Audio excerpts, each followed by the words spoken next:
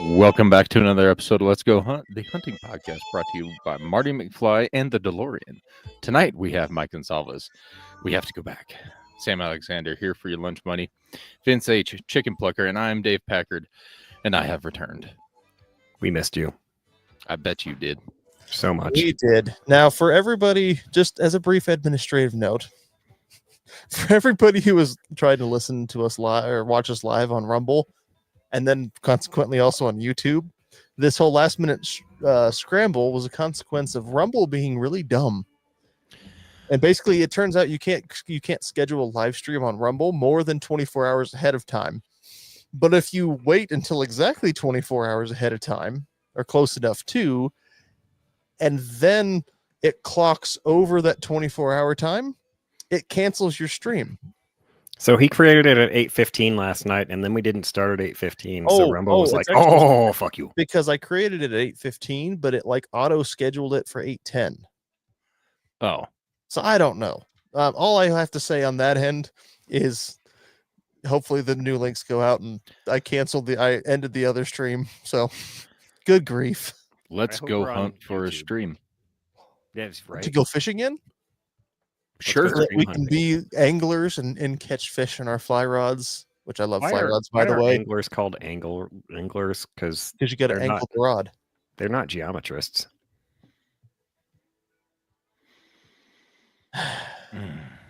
I'm See, gonna Mike leave would again. give Mike would be the type of person who threw the fish back. No, he'd have somebody throw it back for him. Goff,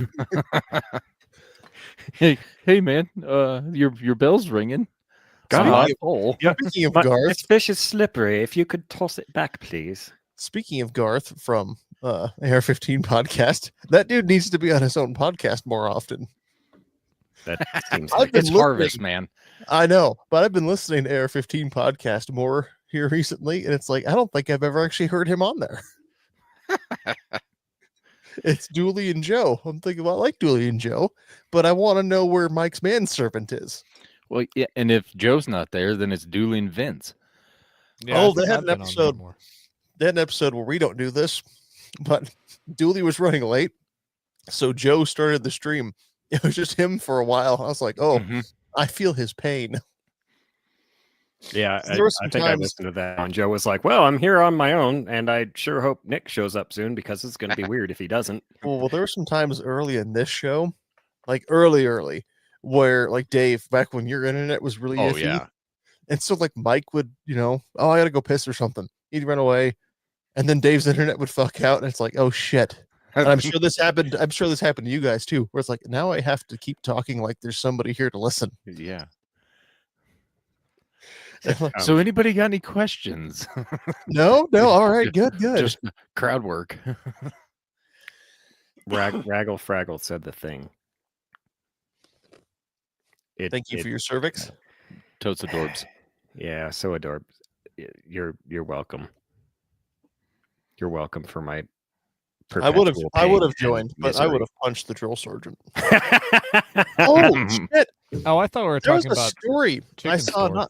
There was a story I saw not long, or was somebody talking about it?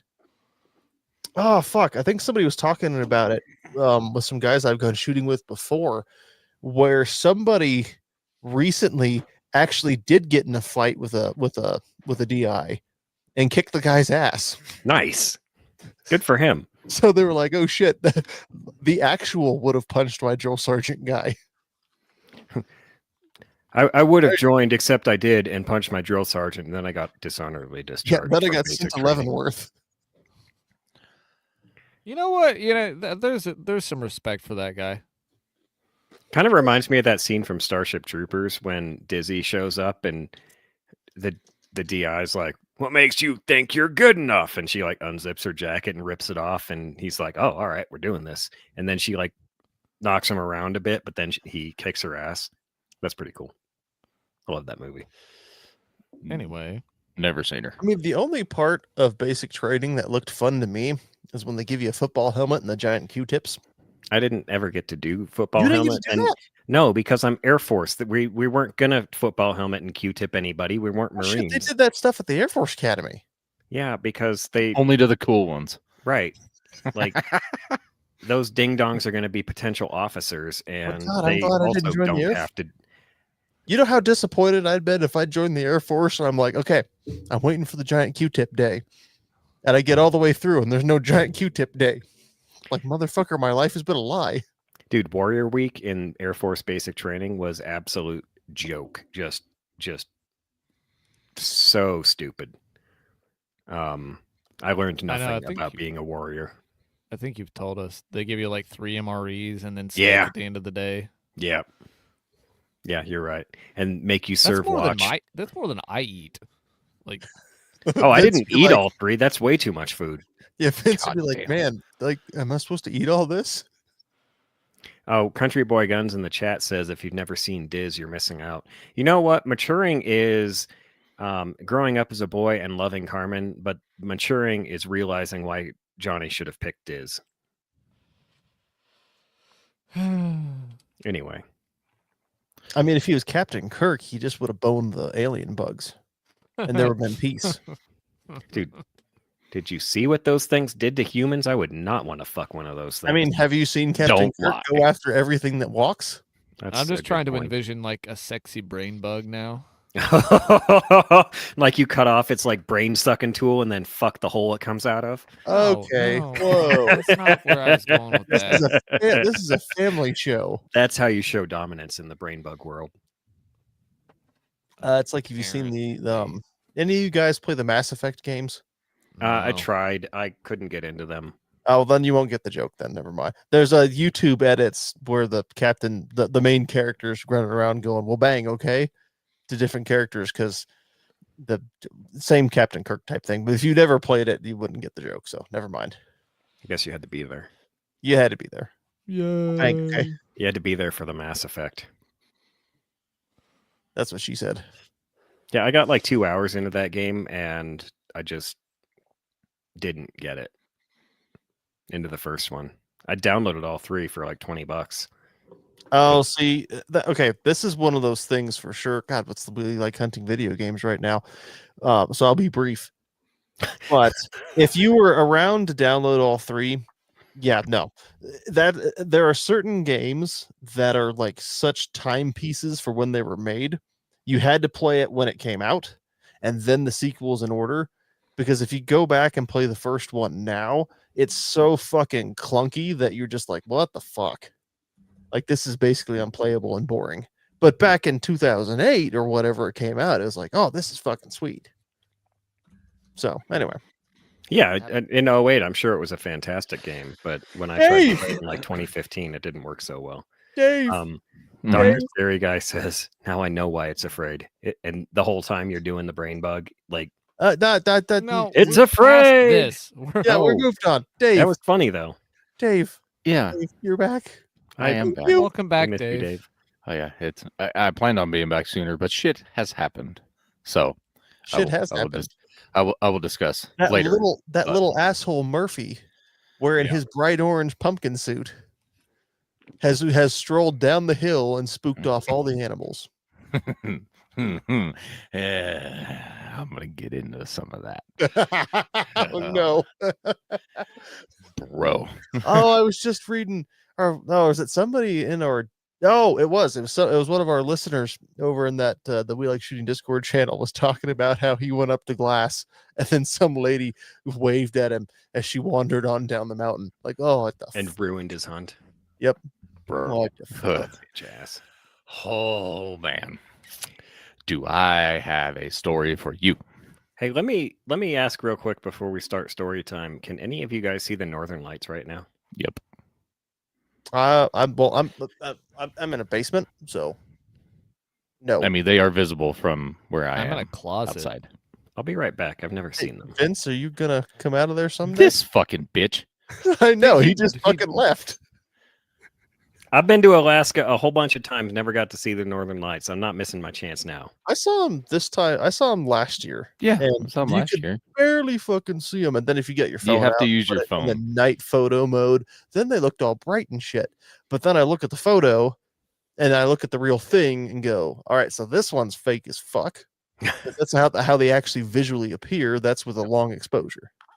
Yeah, my mom and siblings are in the group chat we're in, and they're all sending can we photos be back in and that? forth. Can we be in that group chat too? Yeah, I'll send them a I'll photo of promise. you I guys. promise I'll behave. Like, I'm not going to invite all three of you into the group chat with us. I'm just going to take a I do not picture want What? to be in that group. So Please. if you've read The Hobbit, you would know you invite us into the group chat, much like Gandalf invites the dwarves into Bjorn's home, which is one at a time. If you do all three of us at once, you're gonna piss them off. It's But like if you just boiling kinda- the frog. Yeah, if you trail it out a bit longer, Makes sense. Your BRB. sister Oh, and there wants- he goes. your sister You got wants a minute and a half. do. Anyway, do his- in other let's- news. Let's do a segment while he's gone. Oh, yeah. Well, I guess I could talk about why I'm here and not in my house. Only if But- you want to. Yeah, no, that's fine. Not this past Saturday, but Saturday before. Fuck, what day would that be? Oh, the 1st of November. My daughter was feeling kind of under the weather, just wasn't acting the same. When I got back from hunting, I noticed, my wife and I noticed that she had been losing a bunch of weight. Yeah, a lot. Like she's 8th grade and she was fitting in her 5th grade jeans. And so took her to the doctor. They ran labs, everything looked all right. And then that next morning, she just wasn't herself. She's super tired, super thirsty. We're like, what the fuck?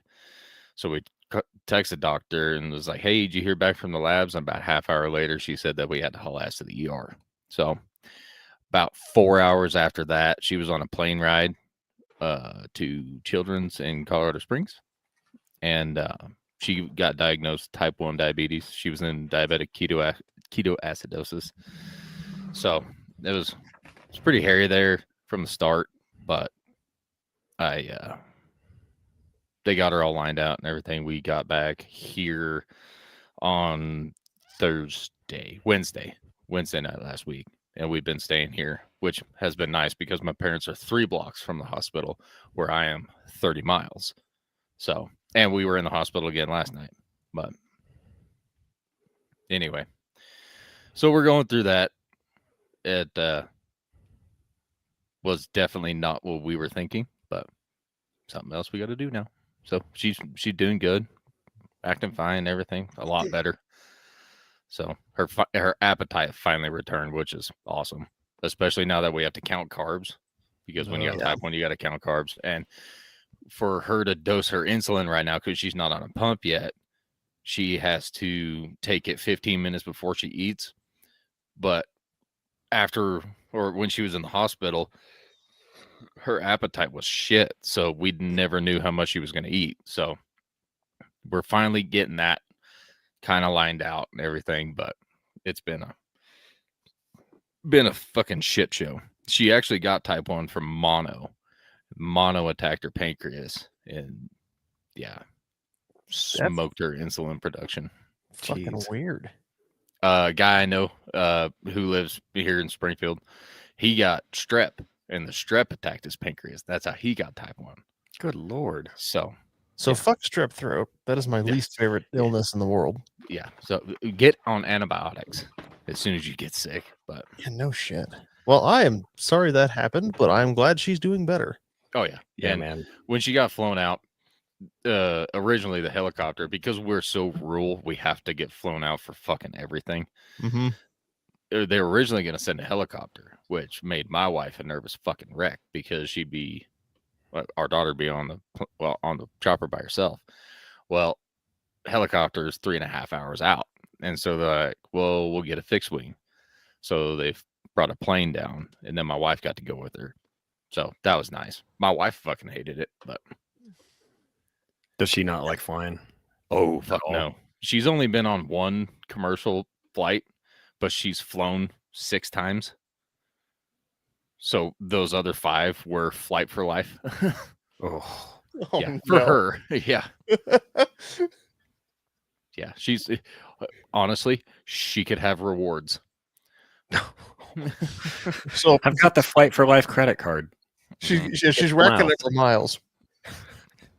Yeah. That sucks, man. I'm glad she's doing better though. Oh yeah. It's just. I mean, it's not going away, so we're trying to educate ourselves as much as we can. Yeah.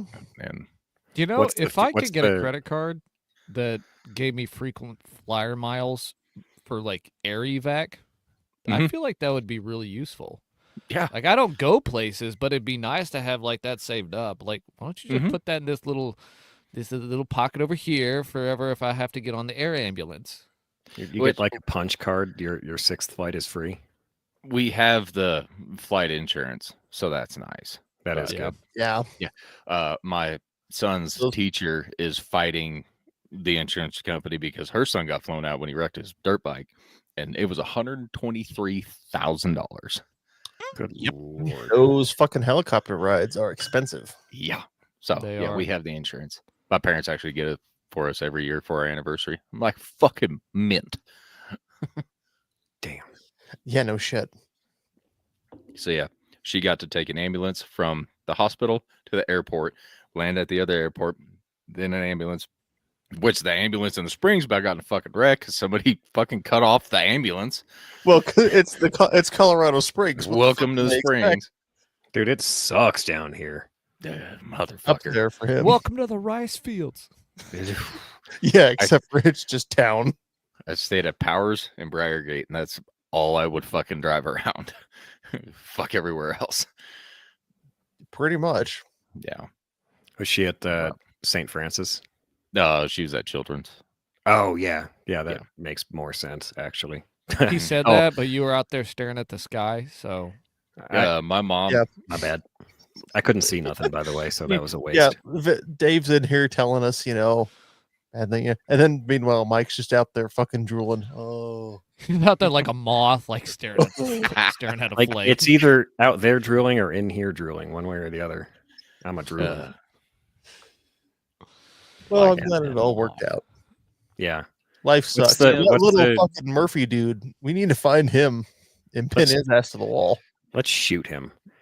What does That's the too easy. future look like? Are you guys gonna stay in your house out in the sticks? Oh yeah, we'll be. If everything goes good tonight, we're gonna be back out there tomorrow. So now that she's leveling off and eating normal again and stuff. Yeah, and well, we were in the hospital last night because she was low on oxygen. She got down to like 84, Oof. and they think that she has some sort of bronchial infection or something like that. So she's on steroids, and the steroids fucking jack her blood sugar all the way up, and it's a fucking mess.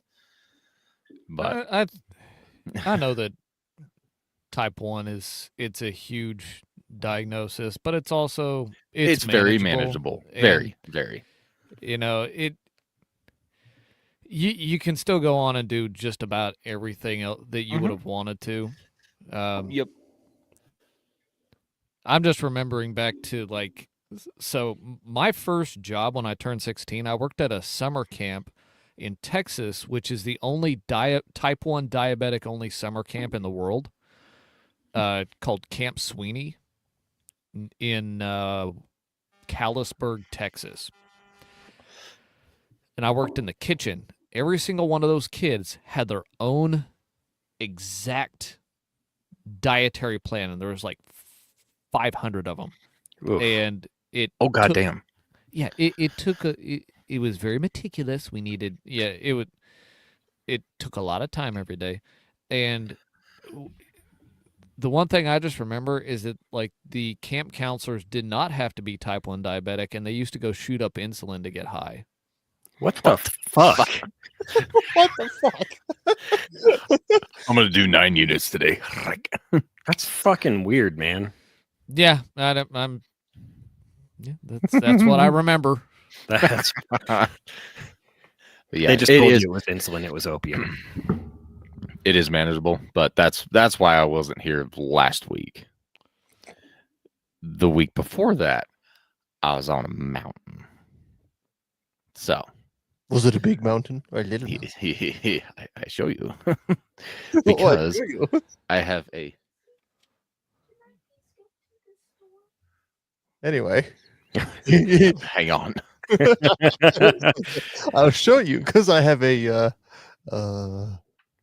anyway, scrolled up his No. kid can't. Jesus Christ. he's getting Anyway. yelled at. Ugh. My daughter, can I please go to the store? I don't give a fuck. Go. Jesus. Go with mom. But anyway, so the week before that, I was hunting. And I have a little present for the live viewers here. Dave heard it was Veterans Day, and he's like, "Oh fuck, I gotta put together a PowerPoint presentation." I did indeed do that. So I was hunting, Mike and I actually were hunting Unit 49, which is right here in Colorado. Just like Pretty damn west close to the central. middle. Yeah, see it. almost right in the fucking middle. But more towards the mountainous side. For the audio listeners, you've got the rectangle that is Colorado, and then the Yes. word Colorado directly in the middle, and then the unit is highlighted just to Wait, the is left this- of Colorado. Is this the entire rectangle? This is Yeah, the the- entire rectangle. the of entire okay. rectangle. Yeah, This is a this is very you know, Mike, I am- how rectangle. Mike, how unhelpful that description was because they put the Colorado on every map at a different font size. Yeah, I So know. some people are gonna Leave it be- to their imaginations. Some of them are going to be in Buena Vista. Some of them are going to be damn near Grand Junction.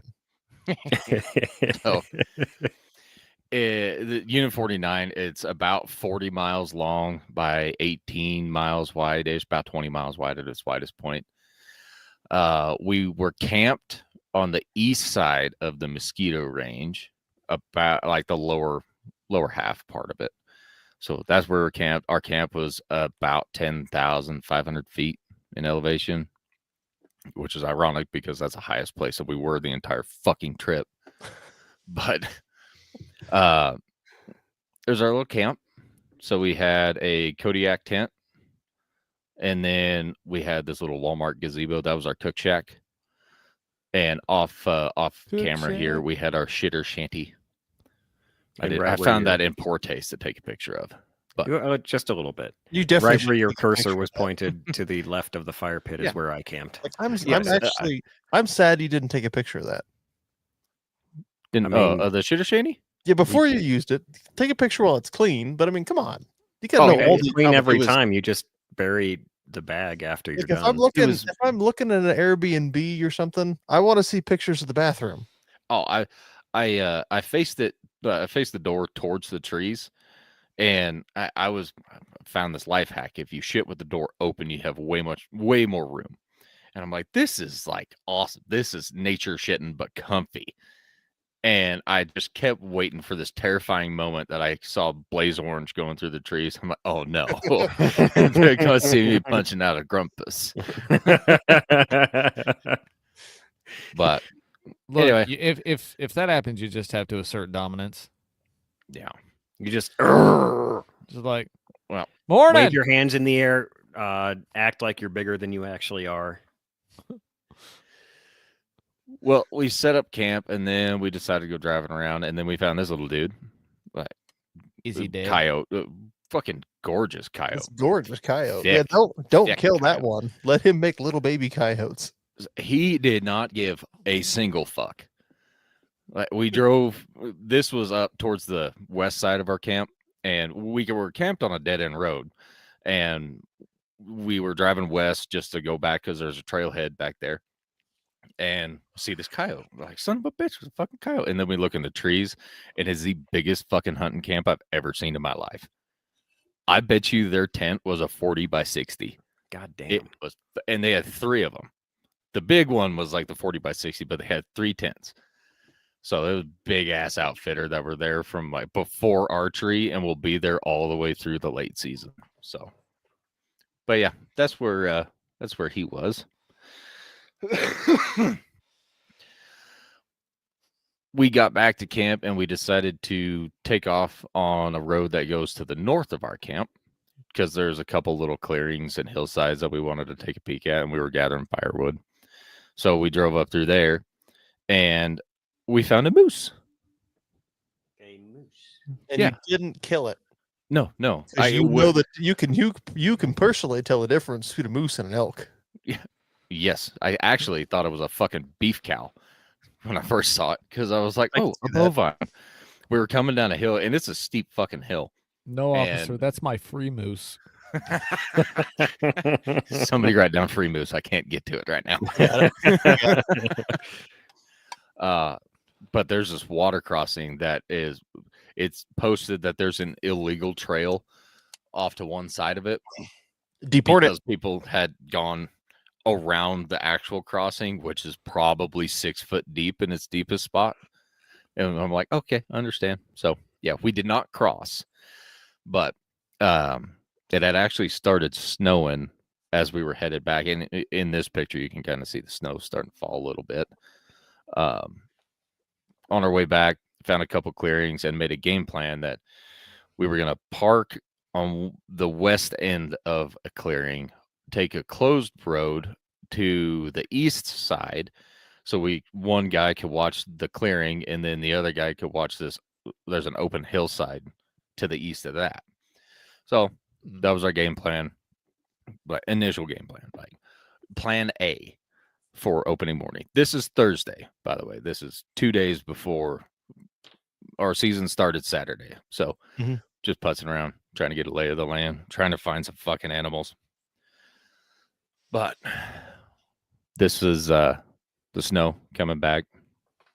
It was starting to get pretty hairy because that road was so fucking steep. We're like, okay, we'll do the 4-wheel drive, I guess. And then I got to thinking, I'm like, we don't have a fucking come along.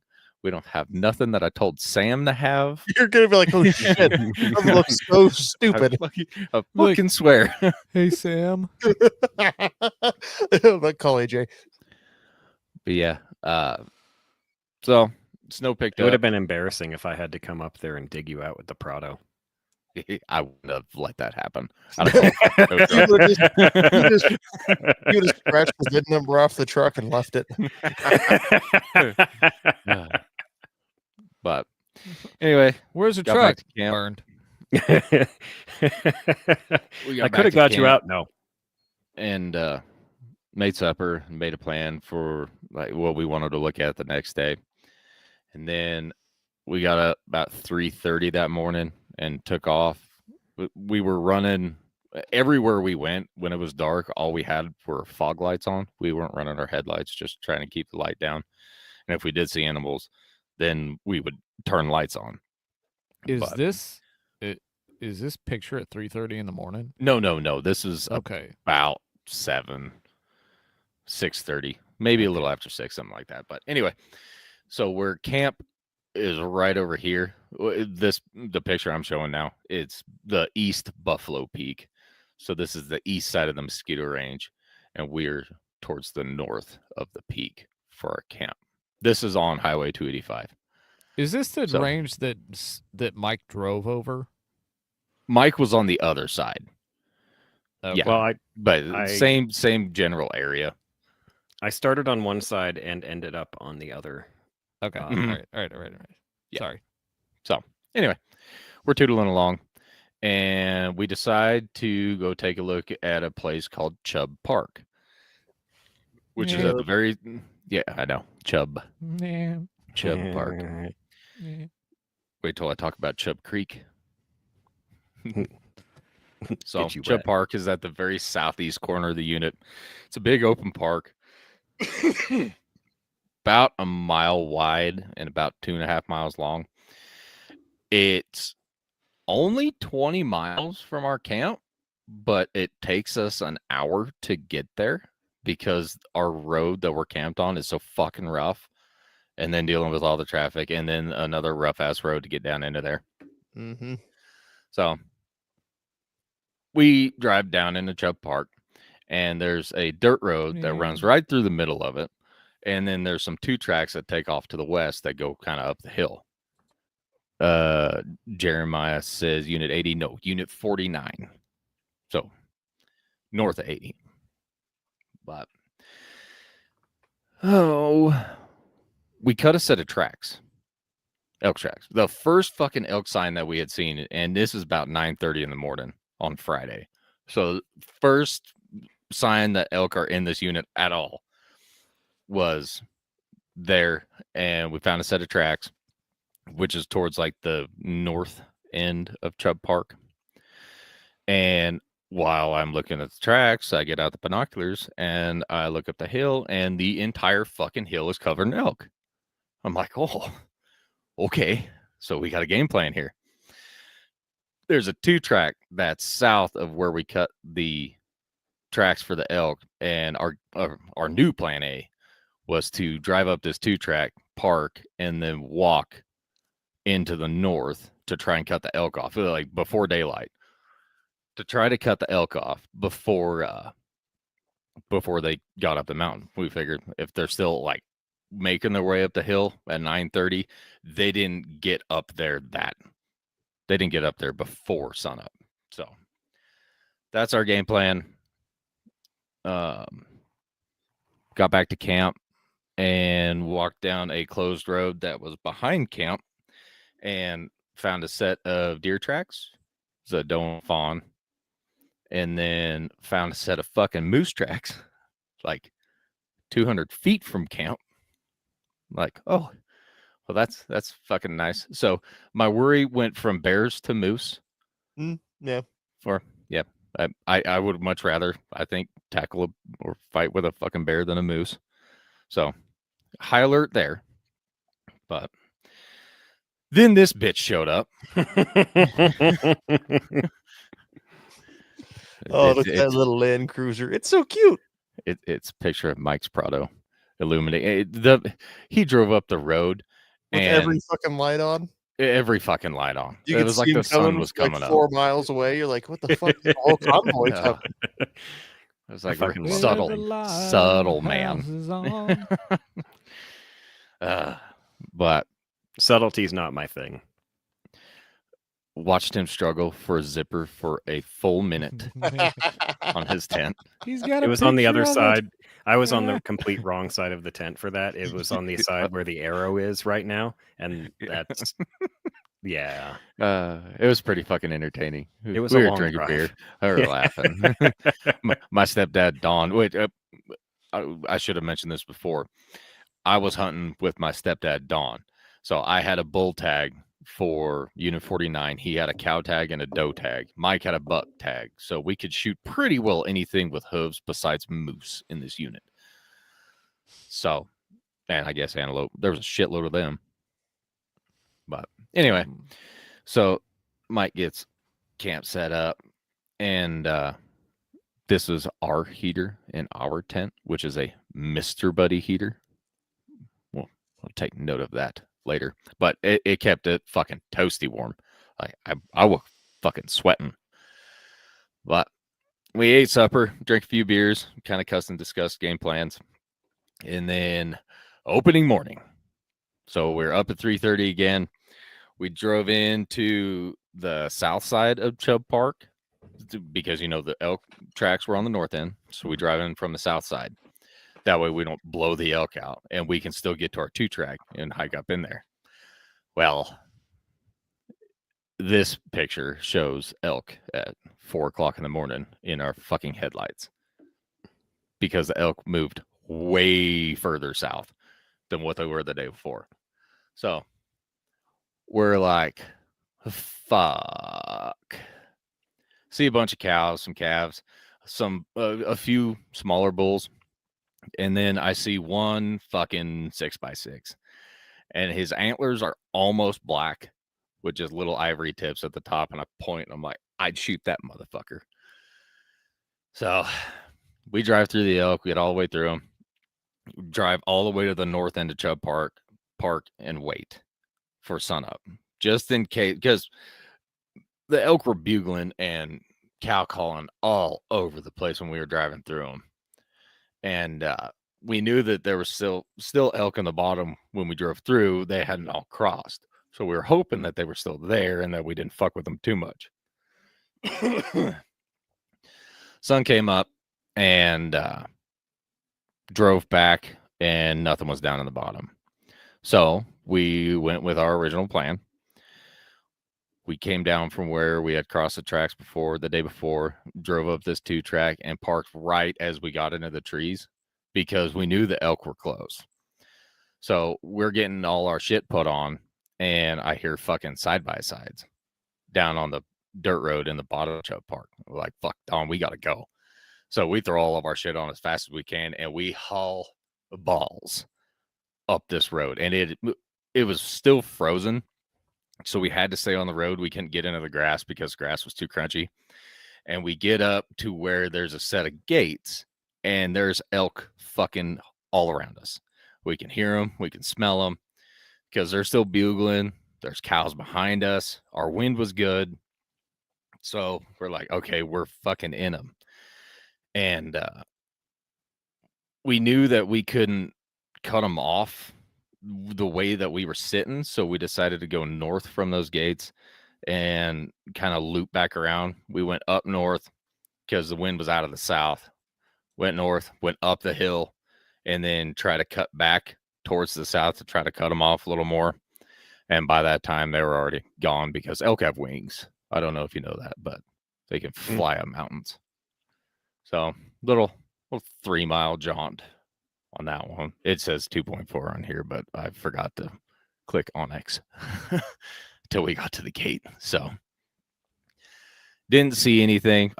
Fuckload of sign. And again, we were in them. We could hear them. We just couldn't fucking see them because the timber was too thick. But this was a picture of halfway up. And in the bottom down here is Chubb Park. And then this is from the top. Well, almost the top anyway. Top of the ridge that we were on. But got back to camp after that fiasco. And I found this, which I have dubbed the shit sour. It's my shit sour. 365 in the shitter shanty. So Look, I was worried about the moose tiny. too.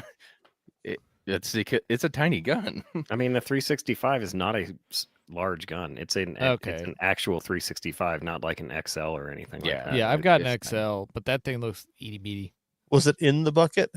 No, I put it in the front right corner. And then when I was done, like I used it, they left, and I was like, oh, I gotta go. So Dave, you should have dipped that in the mud and be like, hey, you dropped this in the shitter. Why was it inside? He was just trying to get the scent off it. Okay, so originally when I found this, I was pissed because I was like, oh, he used the shitter shanty. And so I like lift the seat, and all I see is like a little bit of paper. I'm like, the motherfucker left his shit bag in here. I was like, oh. So I text Mike. I was like, did you dispose of your shit out of my shitter shanty? And he's like, yes, I did. And it turns out that chipmunks had got into our toilet paper, and Mike had thrown that in the new bag. So yes. But anyway, we had lunch. So his concern went from moose to chipmunks. Yeah. There's absolutely Chipmunks. Chipmunks. We were worried about chipmunks. So we What's the season on chipmunks? I don't know. Um, Probably the same as squirrel, whatever that is. I'd shoot a chipmunk. I don't know what you'd shoot it with. A BB gun? Probably tastes a little nutty. So we had lunch, kind of came up with a plan, and our plan was to go back to the spot that we were that morning, but this time go to the south.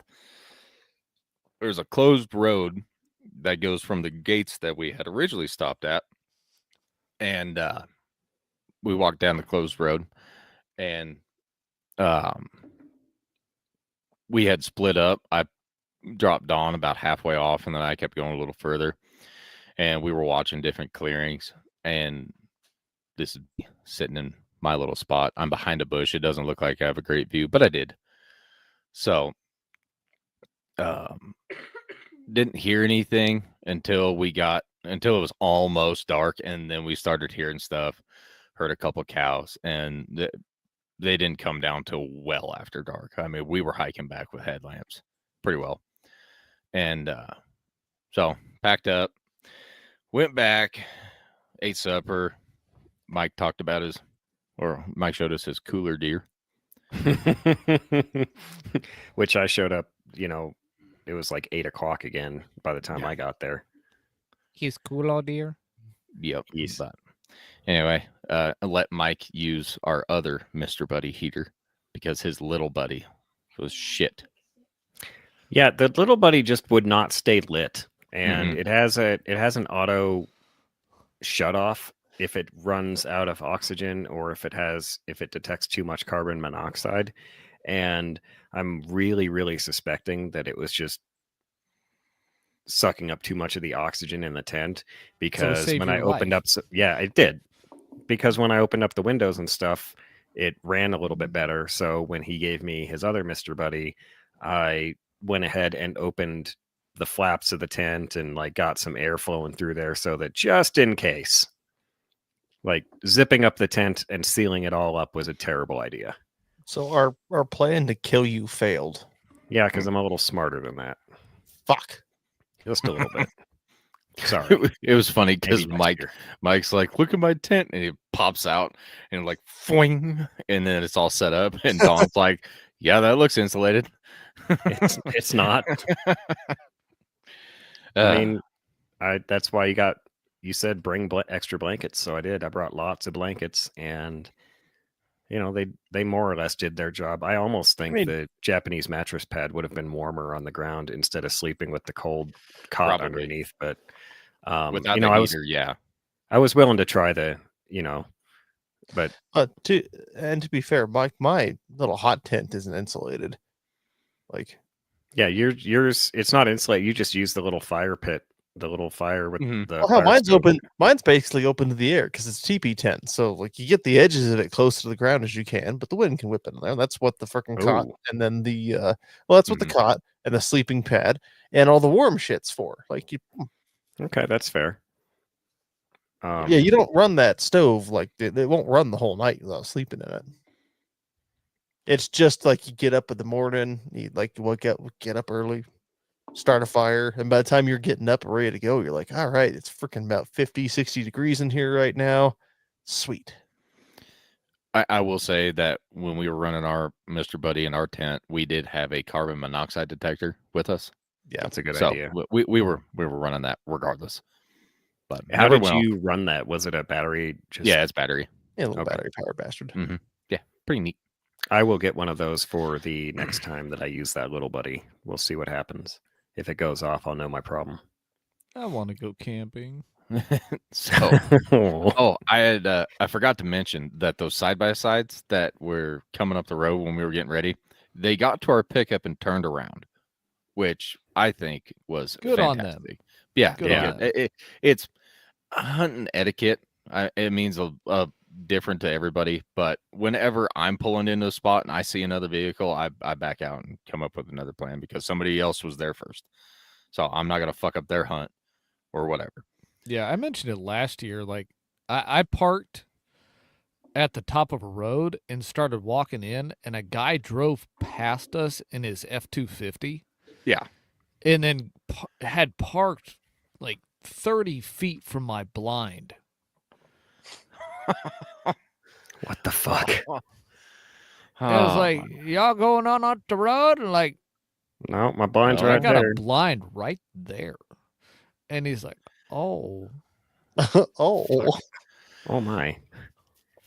and Anyway, while we were after the side by sides had turned around, we got up and we were kind of cutting to the north. We were walking down the road because again, still frozen, and we stopped to kind of listen, and we hear something behind us, and it's the quietest Ford fucking Bronco I've ever heard in my entire life.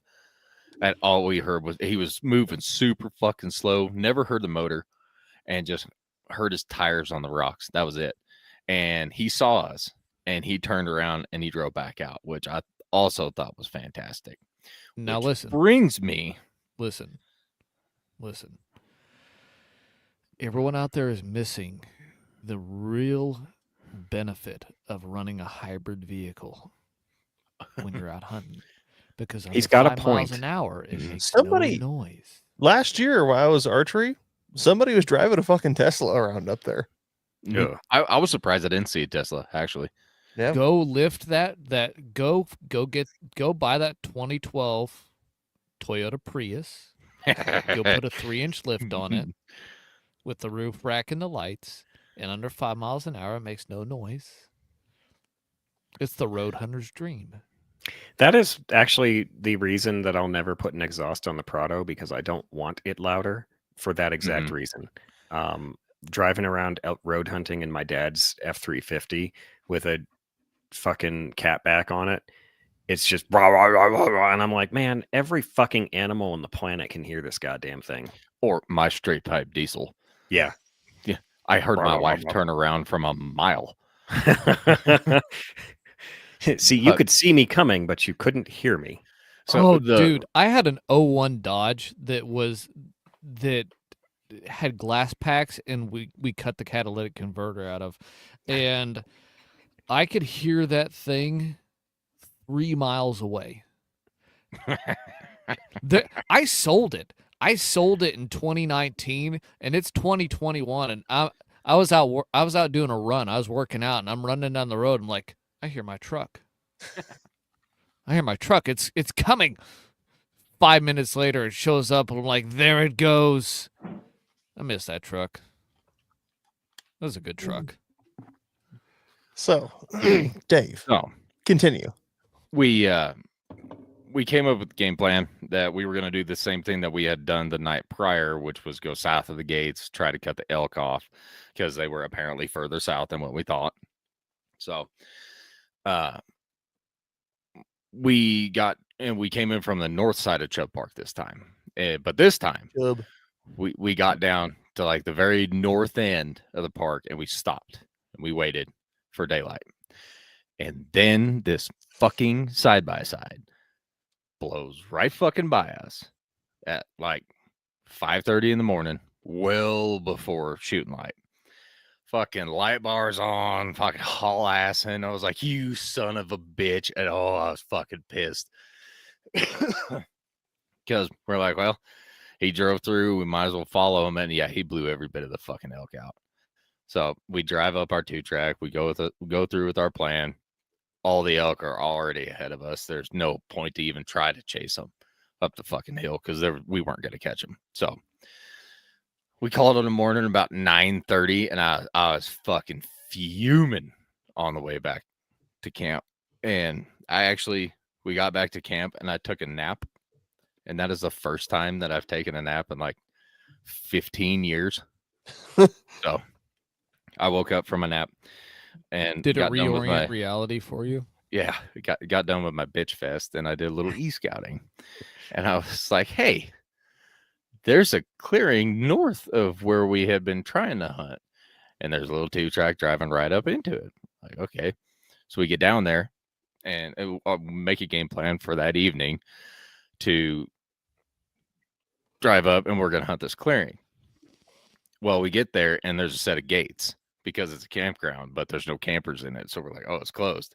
But we look, and all the sign says was keep gate closed. We're like, okay. Doesn't say no trespassing. This is all walk-in. Aye, Stuff. Captain.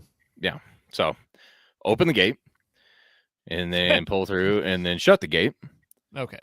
Because we can, and we didn't want anybody else to know that we were in there. So we Shut shut the gate. Take the sign down. It also said keep gate closed, and you're Yeah, just doing what it yeah. said. I did. Keep gate And- closed. Anyway, so we opened the gate. Mm-hmm. So we drive up in there, and about halfway up there, it comes to a dead end, or like a real gate that says no vehicles past this point. Like, okay, that's fine. So we get out, and we walk up this nice little road. I mean, it's uphill all the way, but not bad at all. It's a half-mile hike, and get sat down, and clearing is gorgeous. I mean, picturesque. It's fucking awesome. So I like we get this set picture. up. Yeah, we get set up. I'm facing to the south, which is the big part of the clearing. We're sitting around a tree, big fucking tree, and I'm facing the south. Don's facing north to a little clearing and a hillside that has just a few trees. You can see right through them. So we get set up. This is what the clearing looks like from the Chubb Park Road. Okay. That All- little all it- strip in the trees. Yeah, but all of those are aspens, so you can't tell that it's a clearing because the clearing is on the west side of the little ridge, and Chubb Park's on the east side of it. So it's fucking awesome. So we're sitting there, and here comes some turkeys, some Miriam's turkeys. I'm like, oh, fuck yeah. Ended up being 7 of them. Yeah, it's breakfast. Yeah. And yeah, I don't know what the fuck happened, whether they saw me move or something, but they all stuck their heads up, and then they put their heads down, and then they packed their shit and left. So chilling. And then I see something brown in the trees. Like, oh, hey, that's an animal. And then I see it move some more, a little 4x4 buck. I'm like, Nice. oh, look at there. And Wait, is then it- I send, Oh, I send, I send a He picture tried of to- Mike. He tried to make me mad that I, filled my tag with a fork Mike! horn, which I'm not Mike, mad. hurry! Hey, I'm Mike, I not don't know mad. if you know this, but this deer is literally double what yours was. That's okay. He probably weighs more too. I guarantee it. So I filled my watching him- freezer. I'm good. 250 Watching him a little pounds bit. on the hoof. And then another 4x4 buck comes out. I'm like, okay, I'm starting to like this fucking unit or this little area. And watched those two for a little bit. The second one that came out, he was far bigger and like a real gray. The first one that came out was pretty red. Mm-hmm. I see that. So- I'm looking at that, the one on the left. I'm like, oh yeah, look at that one. Yeah. I mean, are you sure you're not looking at that Vince going, it's kind of big? Yeah, it's too big. It's kind of old, kind of grisly. No, I have taken on a new persona. Yeah. Vince the trophy hunter. This is Mike's year to be the dink hunter. That's So fair. We're going to take turns. we're sitting there and we're watching these deer, and then I hear like branches breaking. I'm like, okay. And it's about half hour before last light. And I'm hearing branches break, and they're slowly coming down the hill. I'm like, okay, I'm just chilling. I'm getting ready. And then I hear them, they're getting fucking close. And then I see feet underneath the trees. I'm like, oh, they're here. And when I saw the deer, I'm like, fuck me.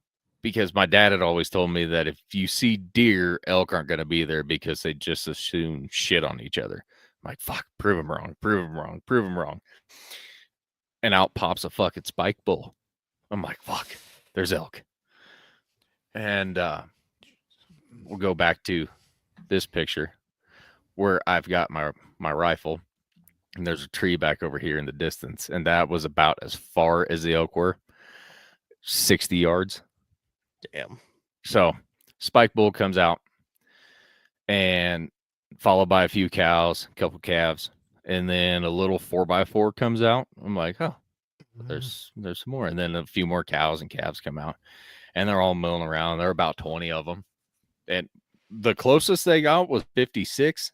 The furthest they got was 60. So, but I heard something else in the wood or in the trees. I could hear antlers raking on branches, and I could hear branches breaking that he was stepping on. I'm like, okay, come on. He'd never fucking come out. Man, So I leaned over to Don. I was like, I'm not going to shoot this 4x4. Do you want to shoot a cow? And he's on the other side of the tree. He can hear shit going on, but he hasn't seen anything yet. And he turns around and he's like, holy shit. Because fucking 20 fucking elk 55 yards from us. He's like, no, not fucking really. Which he was pretty tired. He's hunted his ass off his whole life. And with him having a back that's just not great anymore, Mhm. he gets pretty tired pretty quick. So I passed on the 4x4 bull, and then which was barely legal, like antler restricted unit, barely legal bull anyway. And I'm like, fuck, I spent 6 fucking points on this tag. And I told myself I give myself 2 days to fucking go after one that I want. Everything else after that, I'm shooting something legal. That way I got something to go home with. So he passes on the cow. I pass on the bull. We go back, and see, well, this we would packed- be a time. If Kyle was here, he'd be like, "This would be a time to rip a nasty ass elk bugle yeah. Well, to get that bull to come out of the trees." yeah, but I didn't have my fucking bugle with me, and they weren't talking. So they came down the hill super fucking quiet. And I didn't hear them until like they were 20 Yeah, yards from the depending on- trees. I don't know much, but I would guess they've probably experienced a fair amount of pressure by now. So bugling at them might have just been like, "Oh fuck, mean, person, run!" You Yeah, could have hit him with a cow call. And Yeah, we- also, if I had known you wanted it, it was in the Prado, and I would have. We both totally forgot all about it. no, it's all Well, good. it is what it is. You But- said Prado, I'm out. Gay. So we packed up as quietly as we could and snuck out of there. That way we didn't blow them out. I ended up hearing them run off a little bit. They didn't run super far, but they did run a little bit. But it was fucking dark, so I don't know how the fuck they saw us. So came up with a game plan that we were going to that little spot the next morning. And we were, since Senior side by side had pissed us off the night before, we decided to park all the way up on top of Chubb Park, like before you got like right off the main road, so we could sit there in glass and watch that stupid son of a bitch drive all the way through the bottom and blow all the elk out. And what the fuck do you know? Motherfucker drives by us again. And I'm like, okay, here we go. So I get him my binoculars and he's going through the bottom. And I'm like, 1, 2, 3, 4, 10, 11. Yep.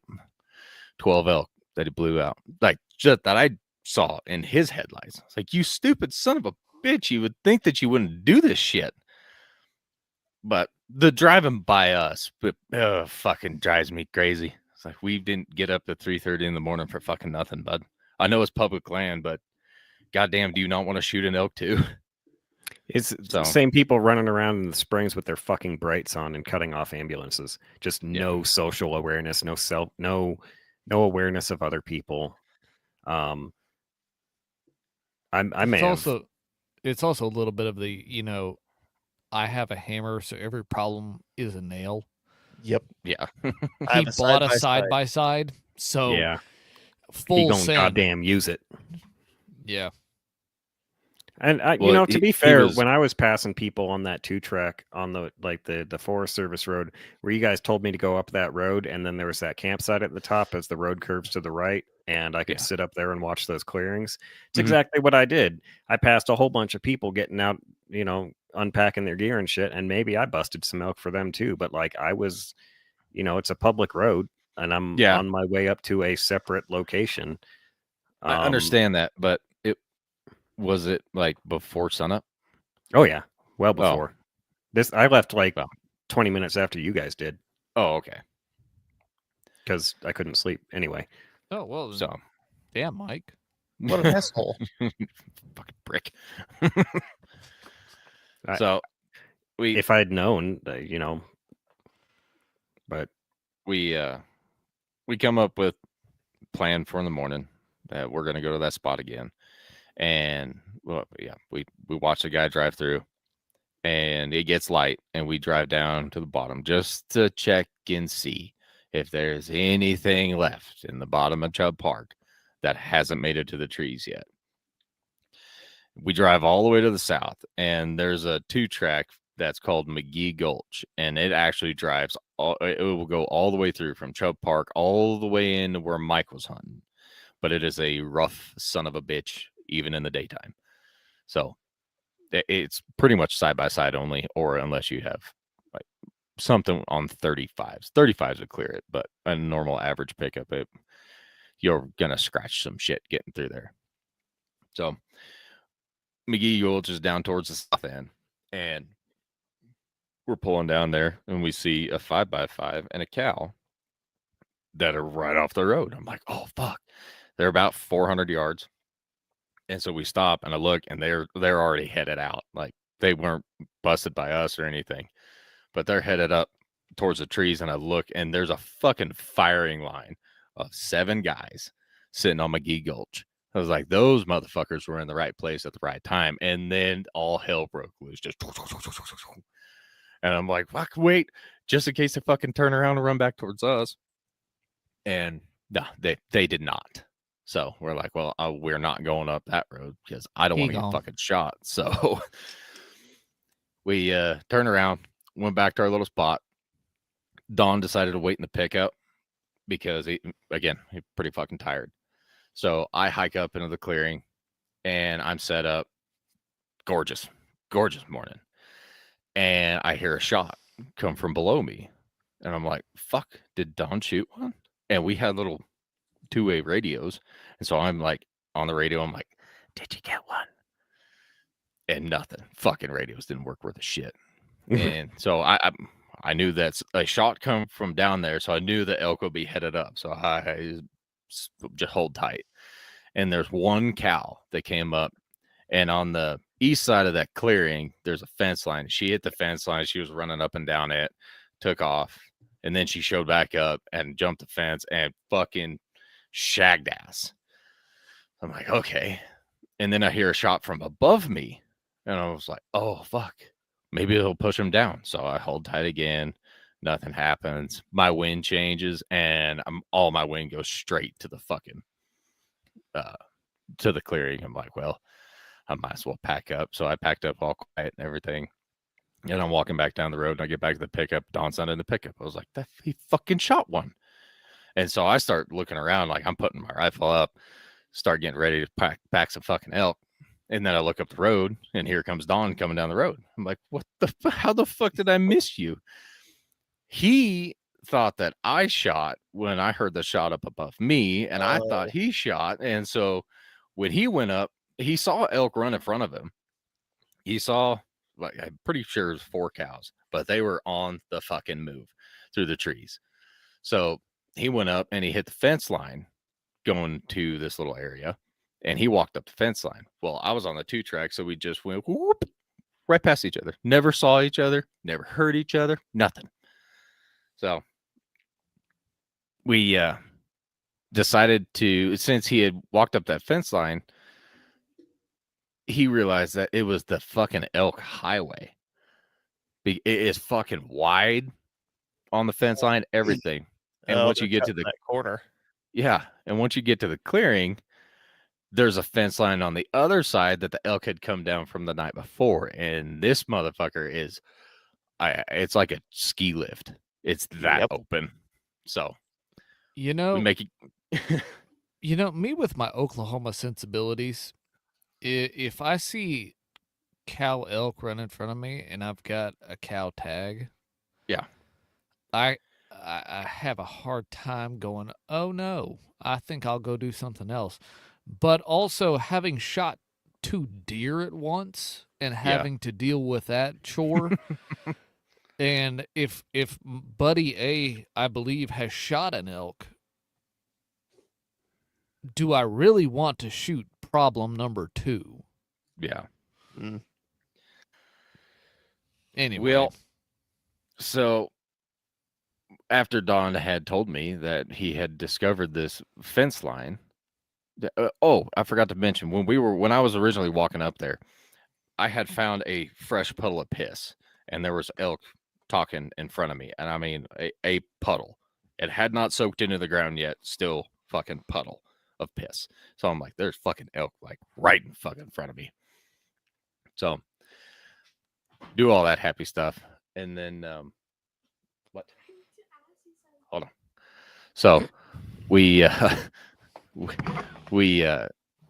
the same game plan for that night, but this time we're going to walk up the fence line and we're going to sit and we're going to watch more of the clearing.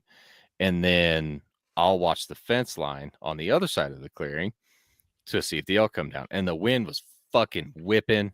Oh, it was fucking terrible. We hung out all the way to dark, didn't see shit, didn't hear shit, nothing. So we packed up, went back to camp, had supper, drank a couple beers, and then we thought, well, we'll try it again in the morning. Well, that night I got a call from my wife saying that I needed to get home because our son needed to go to the hospital. So I was like, okay.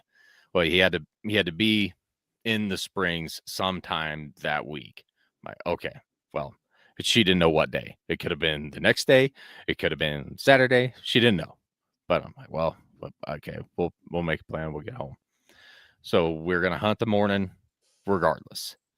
And at noon, we were going to pack camp and shag ass back home. So we come up with the same plan. go back to the same spot.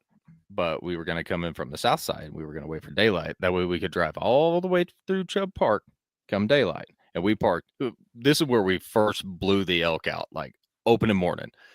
We were going to park down there, not drive in yet, but wait.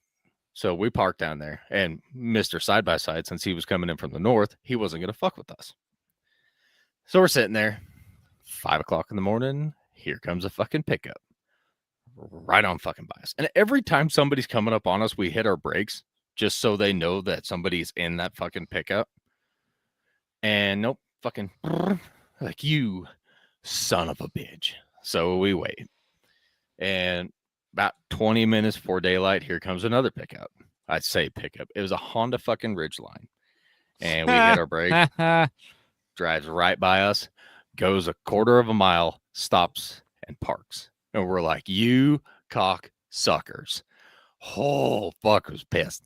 So they start getting out, and they start glassing and everything. We're like, fuck you, man. It's close enough to daylight. If we see something, we can probably get a shot off. So we drive right on by them, and as soon as we get up to them, they fucking get back in their fucking Honda fucking dildo thing. And let's call it what it is. Honda bitch line. Honda bitch line. There we go. Do those things even have a low range? I don't care. I don't know. It's I have zero interest in a It's- Honda Camino. it's the Honda Odyssey chassis. It's a minivan chassis. Yep.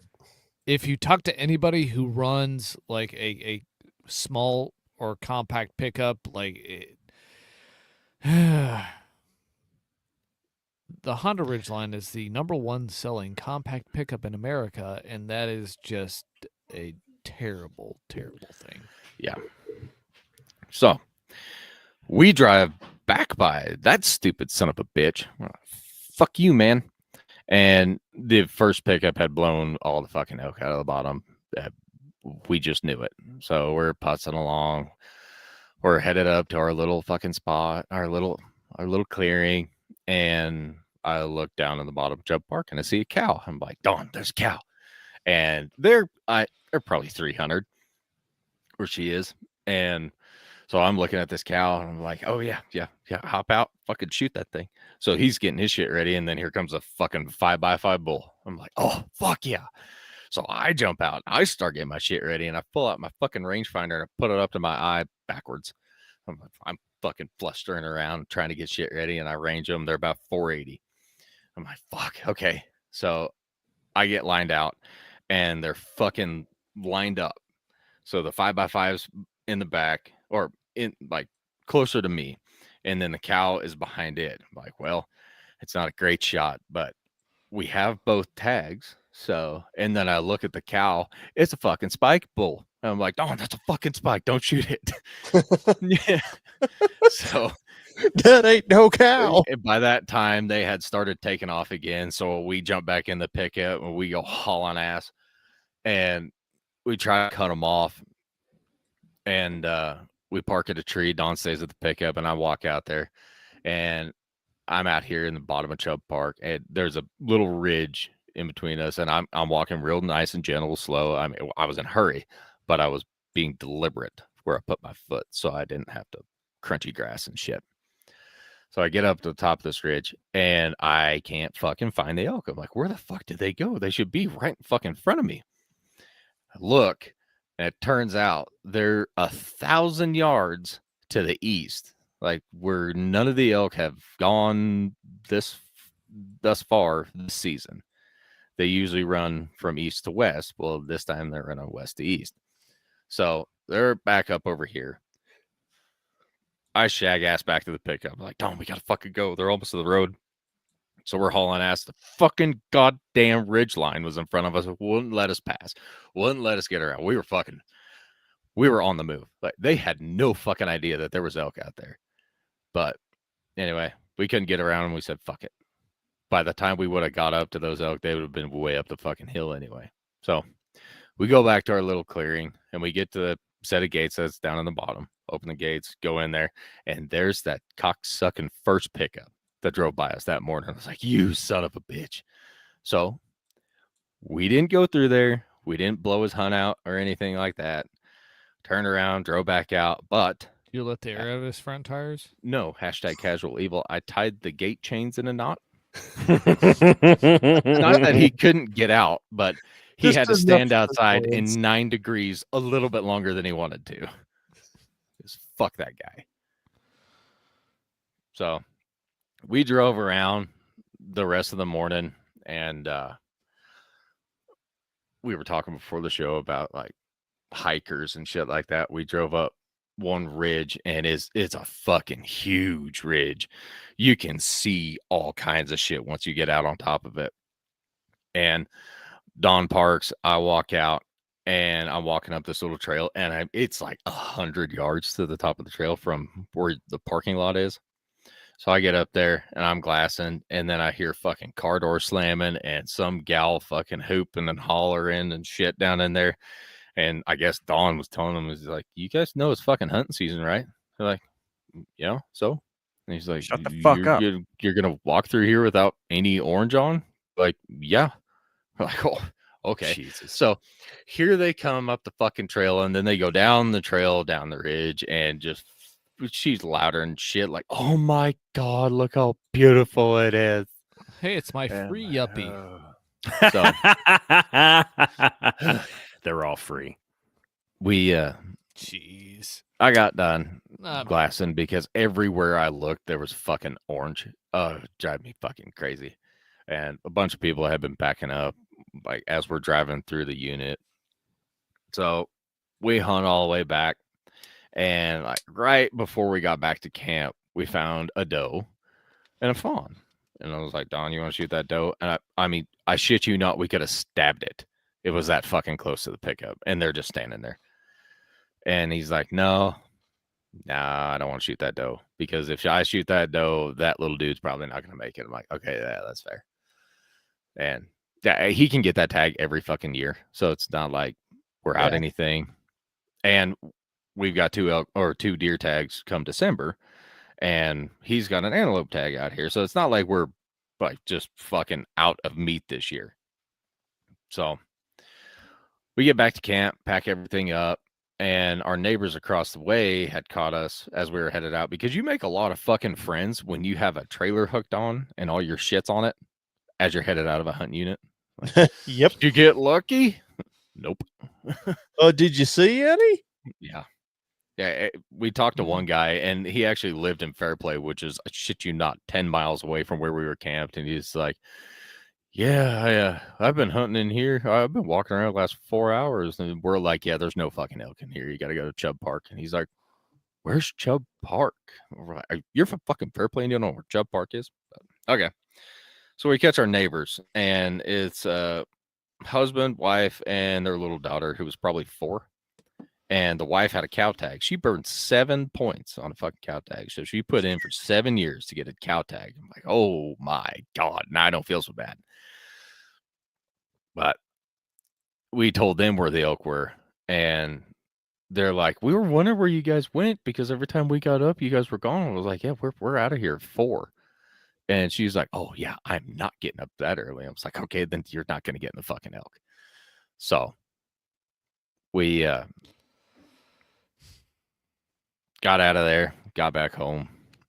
Everything was hunky dory, but I was glad I ended up back home, because that Saturday is when all my daughter shit happened. So yeah, I passed on a 4x4. Don passed on a cow and a doe. So we left out of there without nothing on our own accord. Like, we could have shot shit, but it felt way better knowing that leaving empty-handed by our own doing, that felt all right.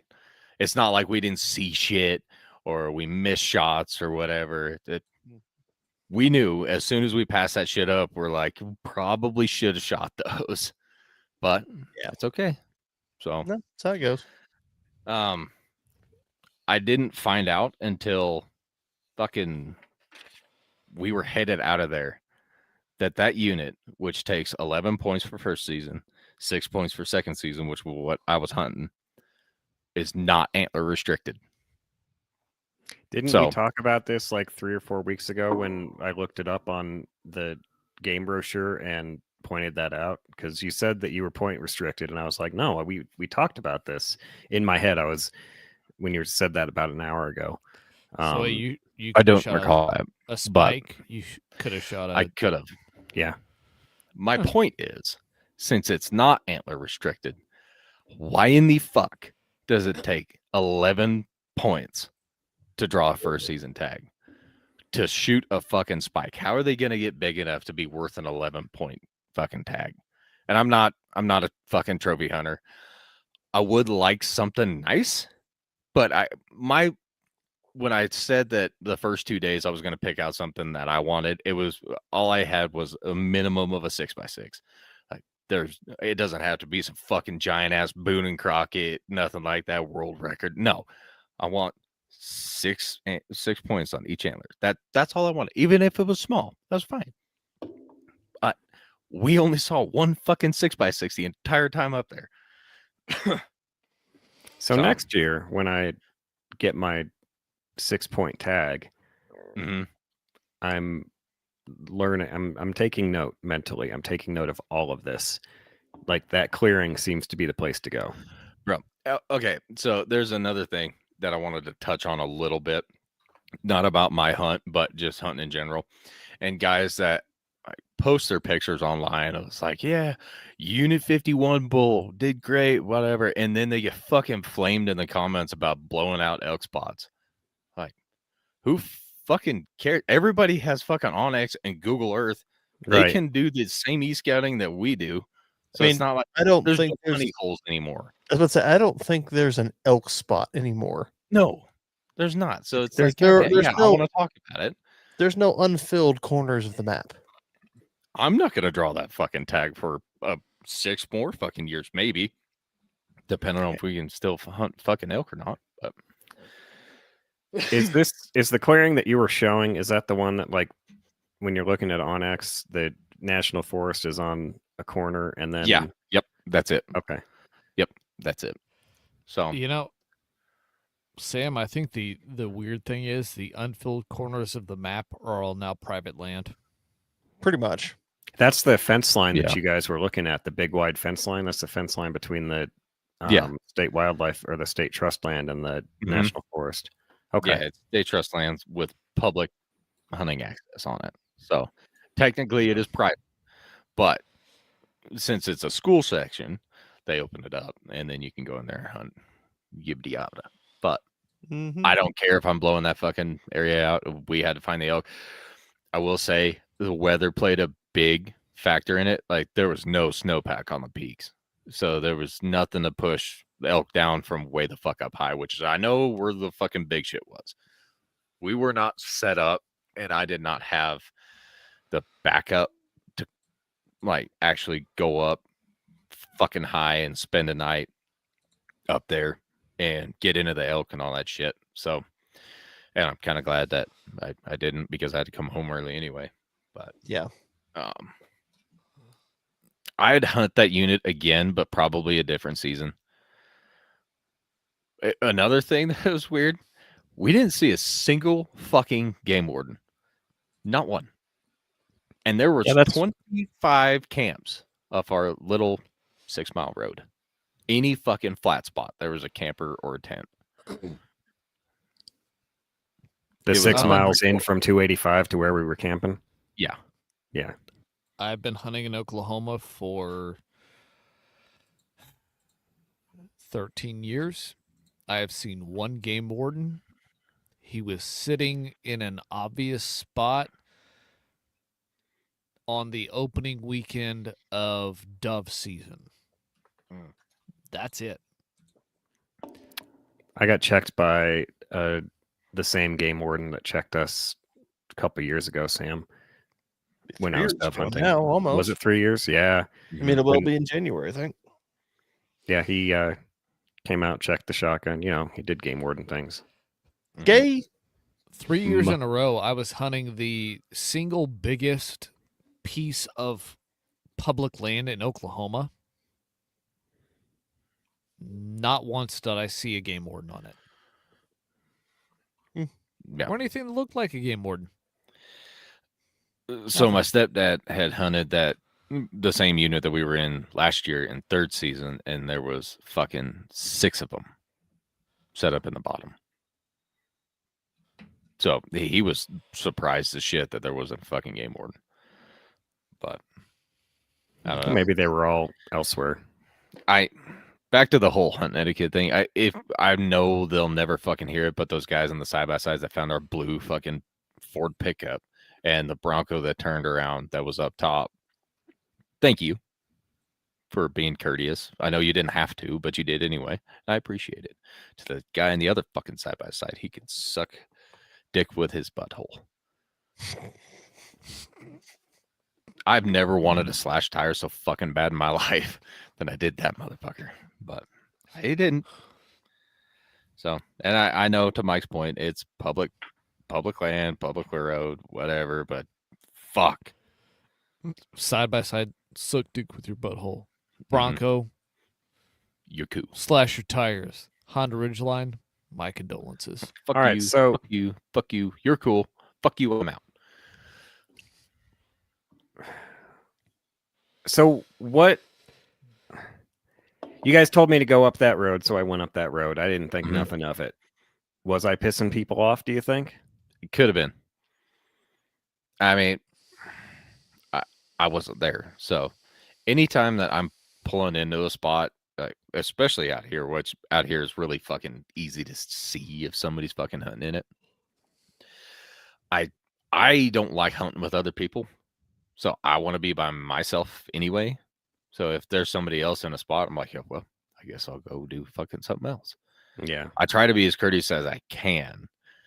And that's why we were in a F-150 with a little baby EcoBoost in it. And that son of a bitch was fucking quiet too. Like just as quiet as that Bronco was. So that's pretty handy if we were blowing people out. Yeah, it's good. But we were only on fucking main roads or roads that dead end. So the main road that cut through the bottom when opening morning when we blew the elk out, yeah, that's on us. But we didn't drive around anybody. So we were first ones fucking in there. Saw the elk, we're like, balls. But we never did it again. So that cocksucker and that fucking side by side though, every fucking morning. Man, I mean, I'll be thinking about that next time, but like at the same time, it's a road that goes from one end to like an entirely different end. Mm-hmm. And people are going to it. You know what I mean? Like the road that the one that goes up to the clearing, that's a one-way road. Yeah. And if I go up that road and there's trucks there, I'm going to turn around because they already beat me to it. And, I'm going to go find somewhere else. But like if I pass you on the side of the road as I'm traversing from one end to the other, looking for a place to hunt, I don't know. I'm conflicted here. I mean, you could go either way with it. But I mean, I waved at them and they just glared at me. So maybe I did piss them off, but like, maybe they didn't like my lights. I like being If able you're to driving see. around with those fucking lights on, you are the problem. If I You see should trucks, not I be turn them off. You should not be driving around with a small nuclear reactor blazing out the front Lights of your burning. crossover. we had everything we could possibly fucking find to cover gauge lights, dash lights, anything to keep fucking light down. And all we were using to move around, even there was sometimes where we were just using fucking park lights. Like we didn't even have fog lights on, just going super fucking slow with park lights on. So If you're gonna drive past somebody, you need to get you a minivan. You need to paint it up to look like it's a Huey from Vietnam, and just open the side doors with guns hanging out and play Fortunate Son as you drive by.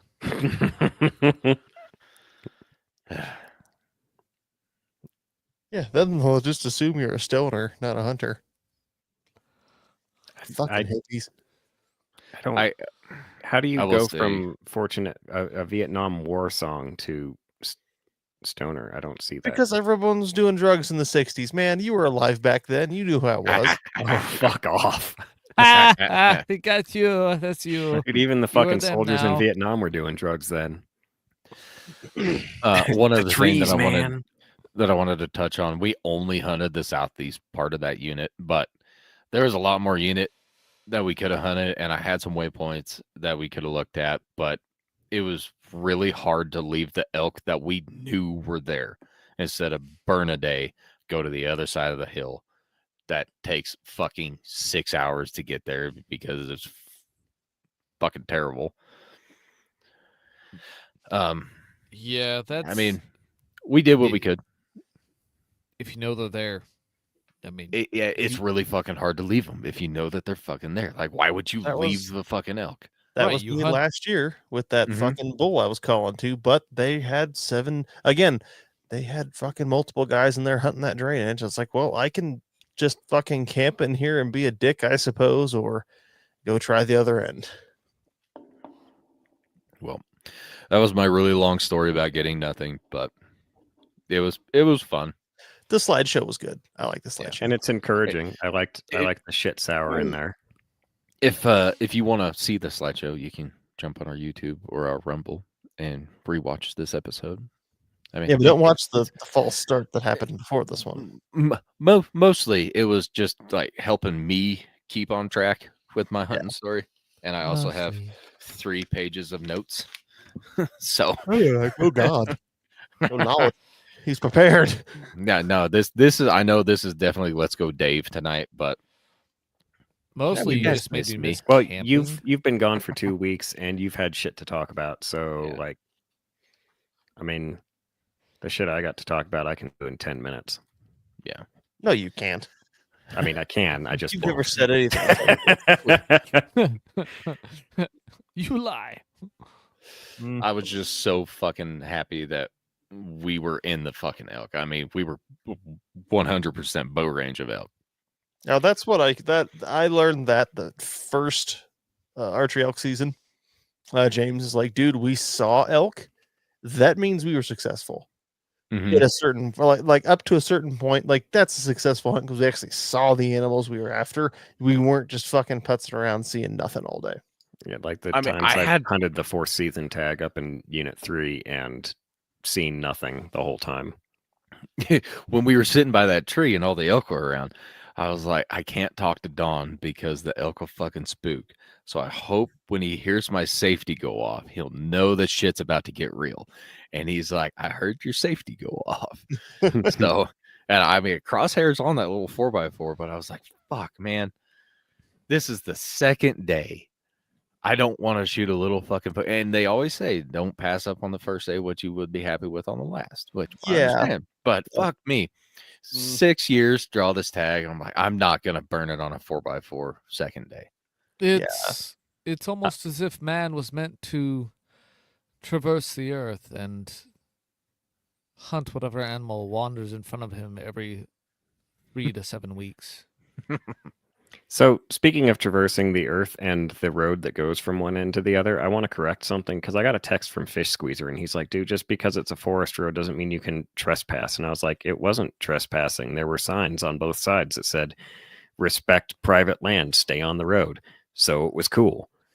And he, Oh, I know where you went. Yeah, we went down in there too because there's a fucking wicked hole coming Yep. up out of the bottom. Yeah.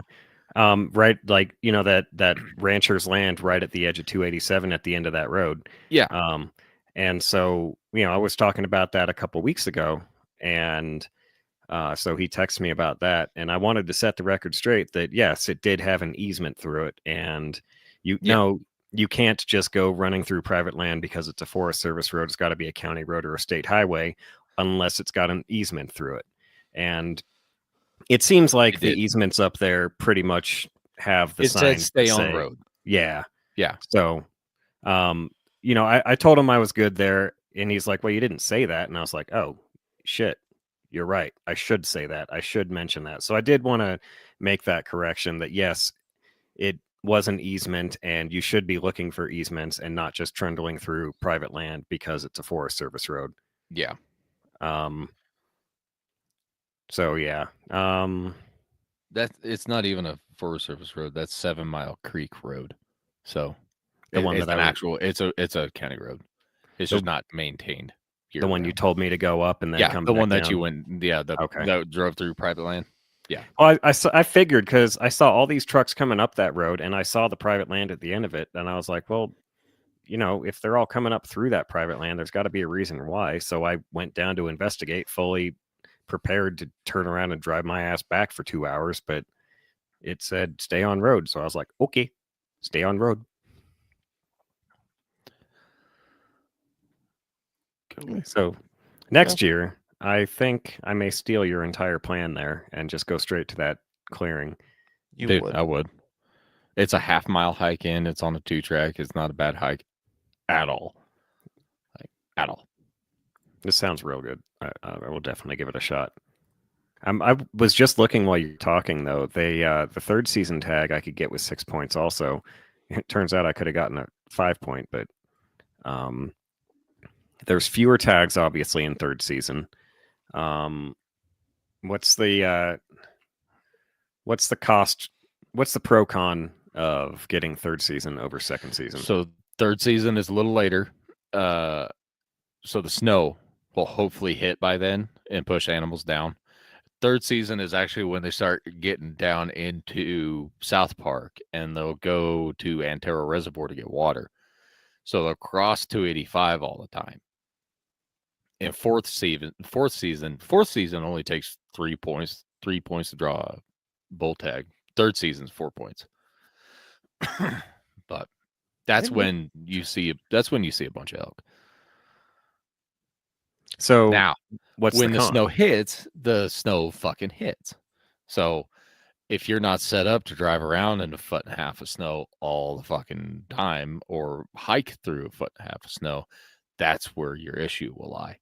Okay, So so maybe stick with second season. So what you're saying is I have the next 12 months to prepare for fourth season next year. Draw a big ass bull tag with my 4 points. you guys want to see all my waypoints? Good lord. That looks like all my fucking waypoints for beaver, man.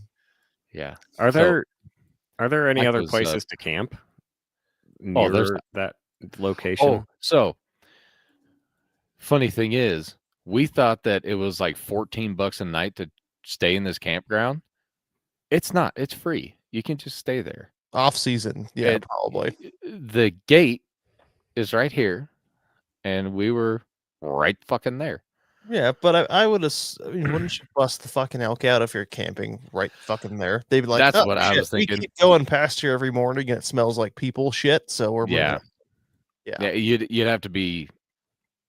Nah, hey, wait a minute. Mhm. If they're used to people, then smelling like people is good. Yeah, but nobody camps around there that time of year. Probably for that reason. So here's what Actually- you do. You camp there every weekend. So you psyop the elk.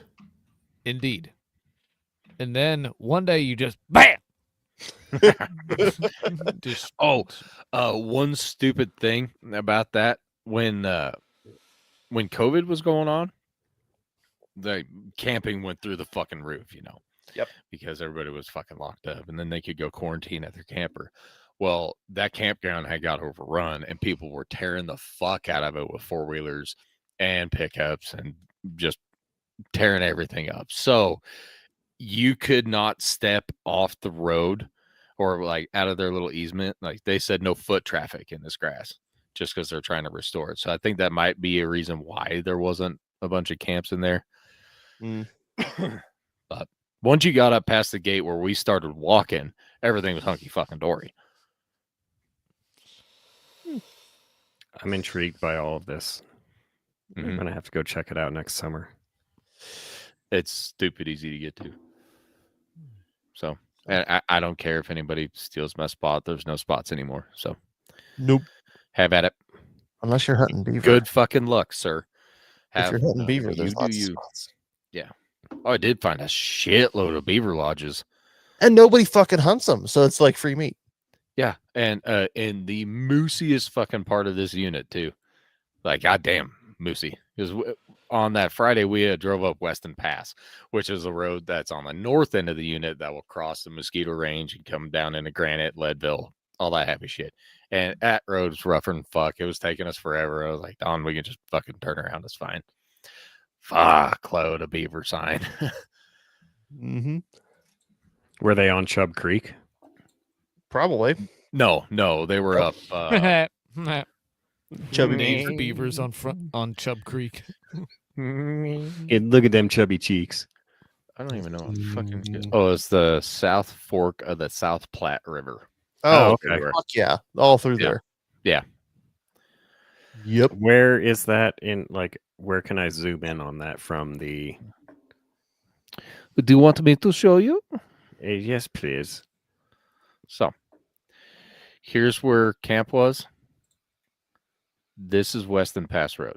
Goes Yep. up and around through this private, and right All that down green- in through See here. all that green shit? Mm-hmm. Intense.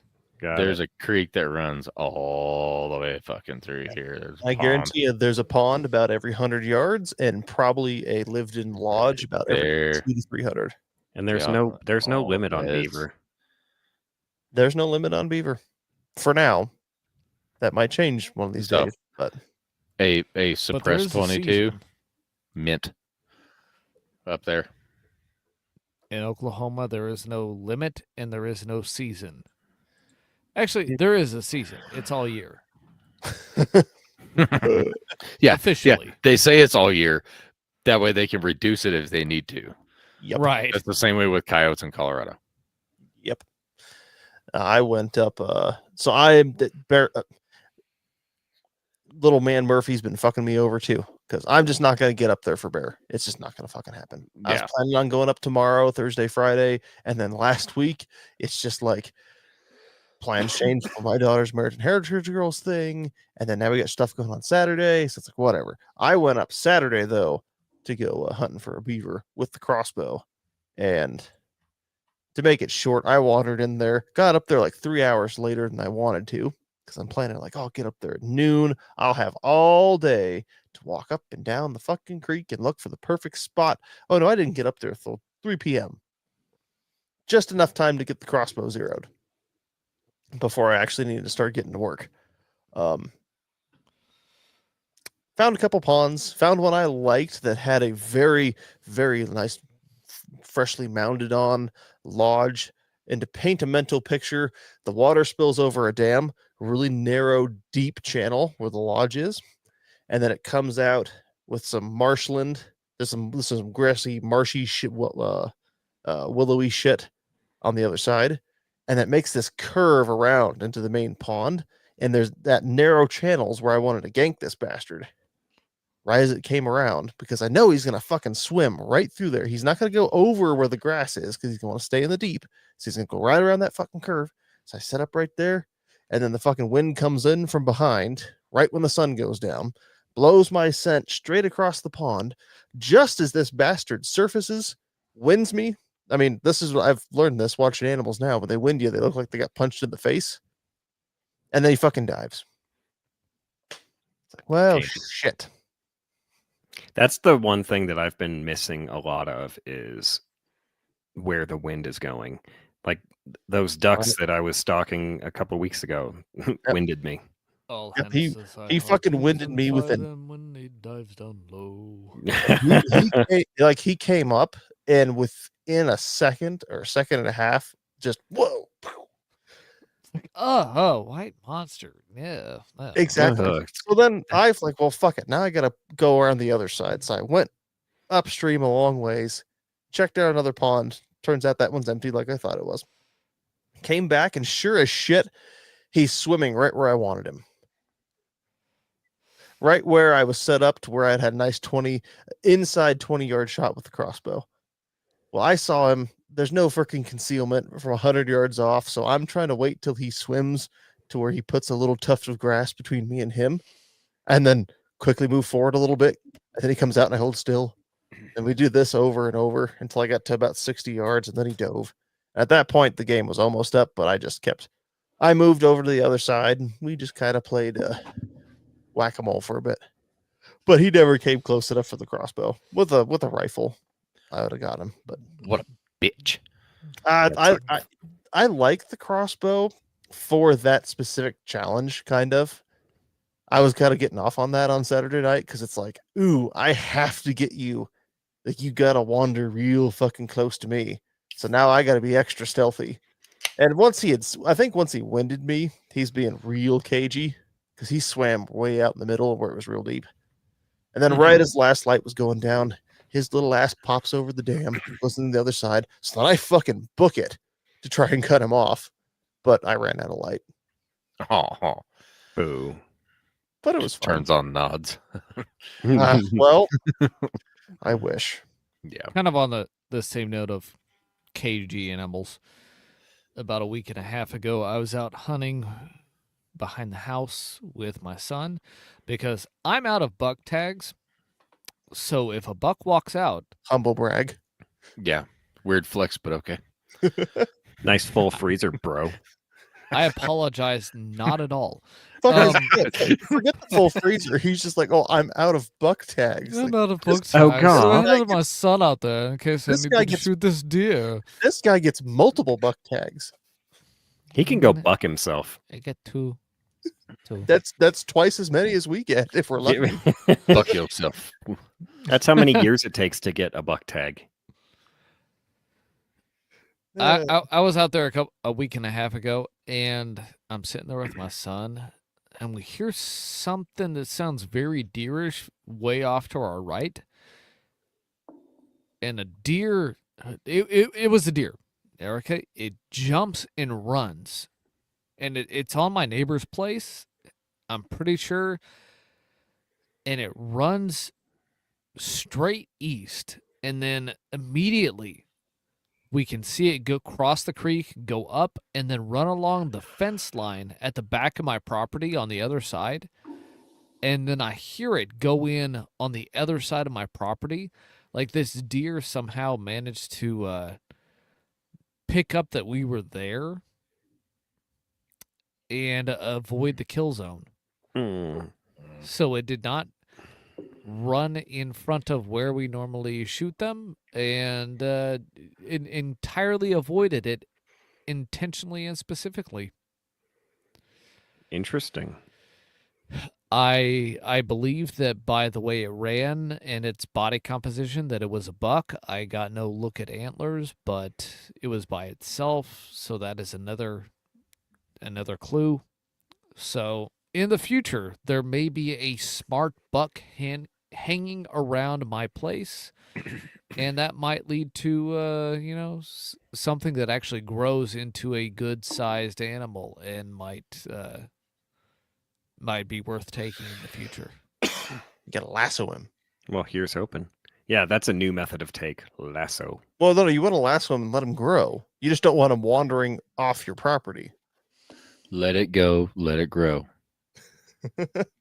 Let it That's what I grow. kept saying Let it grow. when I Let it let that 4x4 grow. pass. Dude, if you had known there was no point restriction, if you had remembered that, would you have shot No. him? Nope. You Nope. still would have Nope. tried to Nope. get for the 6x6. Not second day fucking first bull that I have crosshairs on. No. I was before I left, I was completely fine with coming back empty-handed. I would rather come back with something, but I was not going to be tore up that I didn't come back with anything, because I knew that if those 2 days could fuck me in the end. It's like, yeah, you should have shot that son of a bitch, but no, that's fine. I'm fine with it. To be fair, So, go ahead, Vince. the first two deer that wandered out in front of me were a big-bodied 10-point and a big-bodied 16-point, Yeah. and I was hungry. Mm-hmm. And if a spike elk walked out in front of me, I'd be like, that looks good. See, Well, that's kind of if- the, that's kind of the fence I'm leaning on. Like, I could go up there and shoot a spike and come back with a bunch of meat. I'd be fine with that. Like, mean, yeah, antlers are great, I'm- but do you know what gravy tastes like? Yeah. I know where Dave's coming from. I do It's too. like 100%.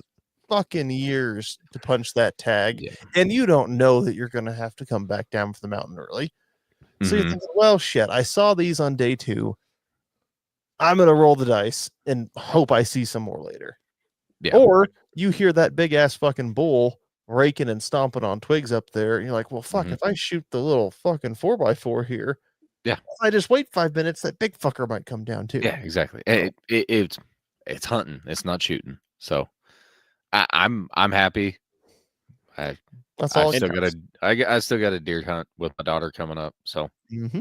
And I've fucking got pumped to about that. say, you sent me the photos and you joke with me, oh, you could have had a 4x4. Like, by the time I figured out how to fucking get to you guys from wherever the fuck I would have been hunting, they'd have been gone. It would have been dark. That's what would have happened. Or I'd have been like, "Good shot, Mike."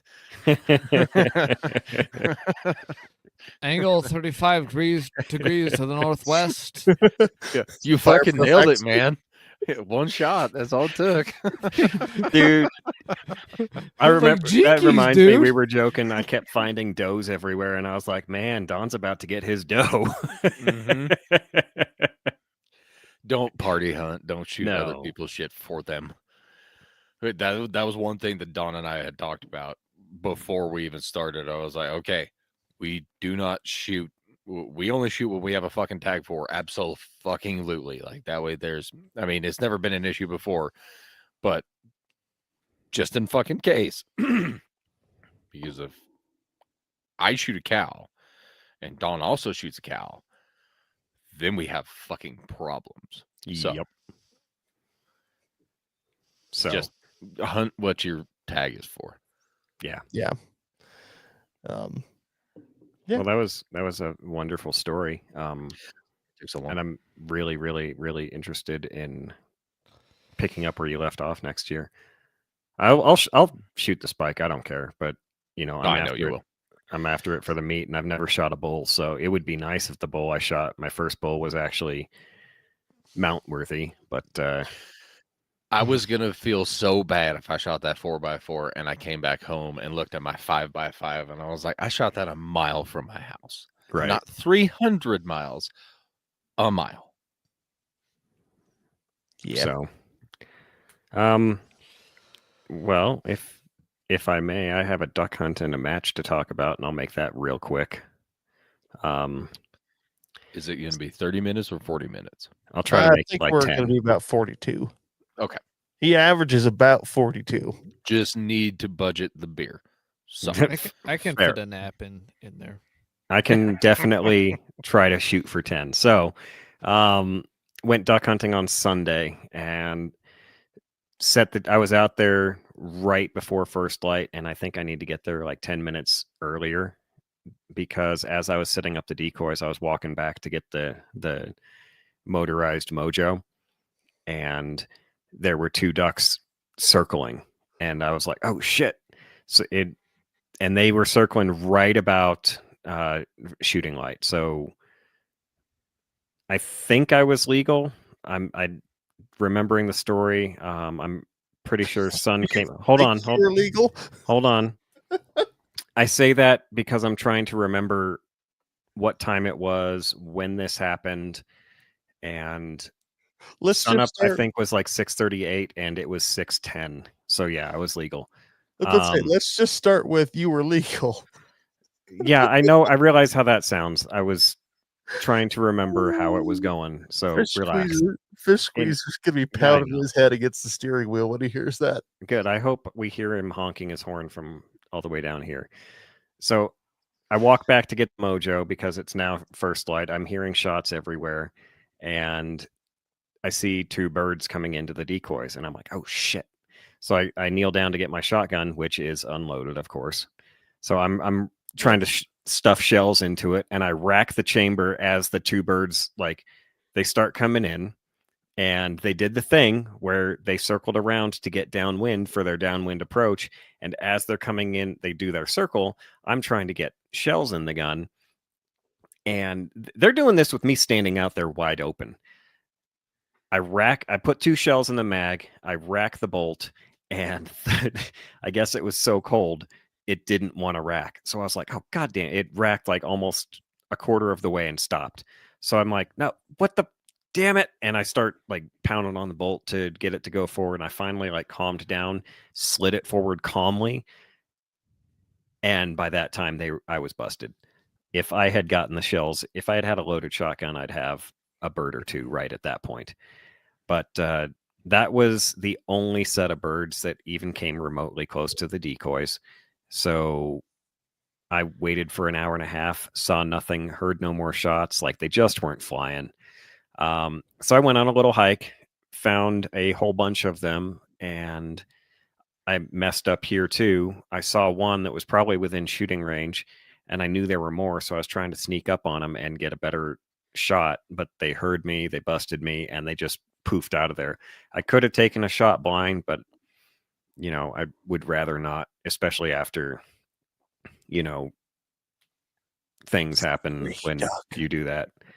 Yeah, well, I didn't want a free duck. I wanted to know what duck I was getting. So if I had just used my concealment and approached the duck that I did see just a couple more yards, I would have had another duck there. Oh well, I learned that lesson. So hoofed it back to the decoys, wrapped them up, threw them back in the truck, put the boat in the water, went and chased around the islands. And there were hundreds of birds around the islands, hundreds of mallards. The buffleheads up there didn't let me within 150 yards. They saw me coming and were like, nope, fuck off. Fair enough. They've been shot at. Coot? Let them. No, there were no coot, Weird. which is weird. I think it's because I'm at the other end of the lake from where they like to be up at the north end. Maybe we scared him off last year. Maybe. But I'm circling the islands looking for birds. I keep busting out birds. They see me coming. No big deal. I knew this was going to happen. I was hoping that there were some stupid birds left behind. So I get up to this one point on the island and I see movement in the rocks, and I glass them. It's 3 Canada geese. So I get excited. I start rowing towards them because geese don't give a fuck about people. Got within, I'd say, 50 yards, lined up a shot on the first one, dropped him in the face. As the other 2 were taking off, I took a snapshot at the second one, and he went straight down into the water, but he was low enough that he just kind of like landed and started swimming away. At which point he turned and started swimming directly for the island. And I was like, no, you stupid motherfucker, don't do that. I can't go get you on there. And I don't know what to do if you, motherfuck. He crawled up onto the island. I took a second shot at him, hoping to down him before he got there. And no, that didn't work. So I said, all right, fuck it. He didn't have a whole lot of cover or concealment up there. It was a tiny little spit of the island that he crawled up onto. So I rode up to get the one that I downed at first. I reached in to grab it, and it started flapping its wings, and I was like, oh, why are you not dead yet? So I, rodeoed him. And then after I got him in the boat, I turned and I looked at the one that was standing on top of this tiny little peak looking at me from about 20 yards away. And I'm like, please come down from there. Please. Like, I need you off of the land, please. Well, I started rowing towards him, and he was like, okay. And he ran towards the end of the peak and like jumped into the water. And I was like, fuck yeah. Lined up, dropped him with a headshot. So got 2 geese right away. Start circling the other. This was on the one side of the island. Start circling the other side of the island by some of these little rocks they got out there. And the little rocks, been out there before. The ducks love being around those little rocks. So come around the side of the island, and there's just so many birds. And there was no way to stay concealed from all of them. They busted me, of course. But I kept rowing, hoping they had 1 or 2 stupid birds left behind. And as I'm rowing, there was this one last rock that I was going to check. And as I checked this one last rock, from about 20 yards away, I peek out, and there's this green head just sitting in the water. And I was like, no shit. So I dropped my paddle. I didn't want to give him any chances to run. I dropped my paddle, grabbed the gun, dropped him. And that was awesome. But as soon as I dropped him, the hen he was with spooked out from behind the rock that he was sitting right next to And instead of shooting her, I watched her go like, oh, I didn't expect that, which that's another lesson I need to learn. I should probably expect around this time of year, I should expect drakes to be paired up with hens. So if I want more birds, expect things like that. It was 20 yards away. She was an easy shot, but I just let my take over instead of my getter. You know what I mean? So picked up the drake, threw him in the boat, was real happy I got a greenhead, which was cool. Rode around the other side of the island that I'd come up on. And as I'm coming down that way, I saw movement in the rocks on the side of the island. And I was like, oh, there's one tucked in the rocks over there. But I misjudged which rocks she had gone into. And as I'm approaching, there was two little outcroppings. She was in the first one. I thought she was in the second one. And so I was rowing slowly towards the second one, and I saw movement in my left out of my eye, corner of my eye. I look over, and she's like, nope, and fucking took off and ran off. So that's a third duck that I could have retrieved, but missed out on. The lessons I'm learning on this: one, I've got to be ready to shoot again for the mate if I want to shoot the hen. Two, I've got to pick one goddamn duck out of the flock and stalk it, especially if it's the only one I can see and the closest one to me.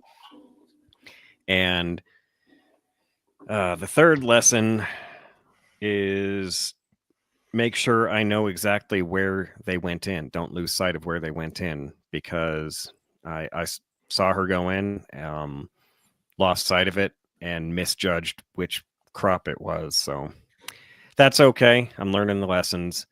And then took that road all the way to the other side of the lake to where there's another island, like probably a mile from the dam, and started circling that.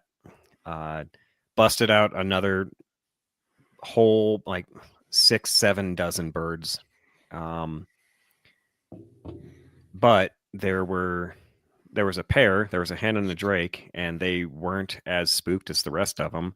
So I started rowing after them casually, just trying to gain ground on them slowly so they didn't get too spooked. And by the time I was within about 60 yards or so, I saw a second set and to my left. And so the first set, they were running off this way. The second set, they didn't seem to be running at all. So I turned for them and gave a slow chase, got within range, and was able to drop the drake. The hen flew off. I wasn't prepared to even try to shoot her, but dropped the drake with a headshot, which was great. So I ended up with 2 drakes and 2 geese. So they are now in the freezer, which You were made me. plucking one, weren't you?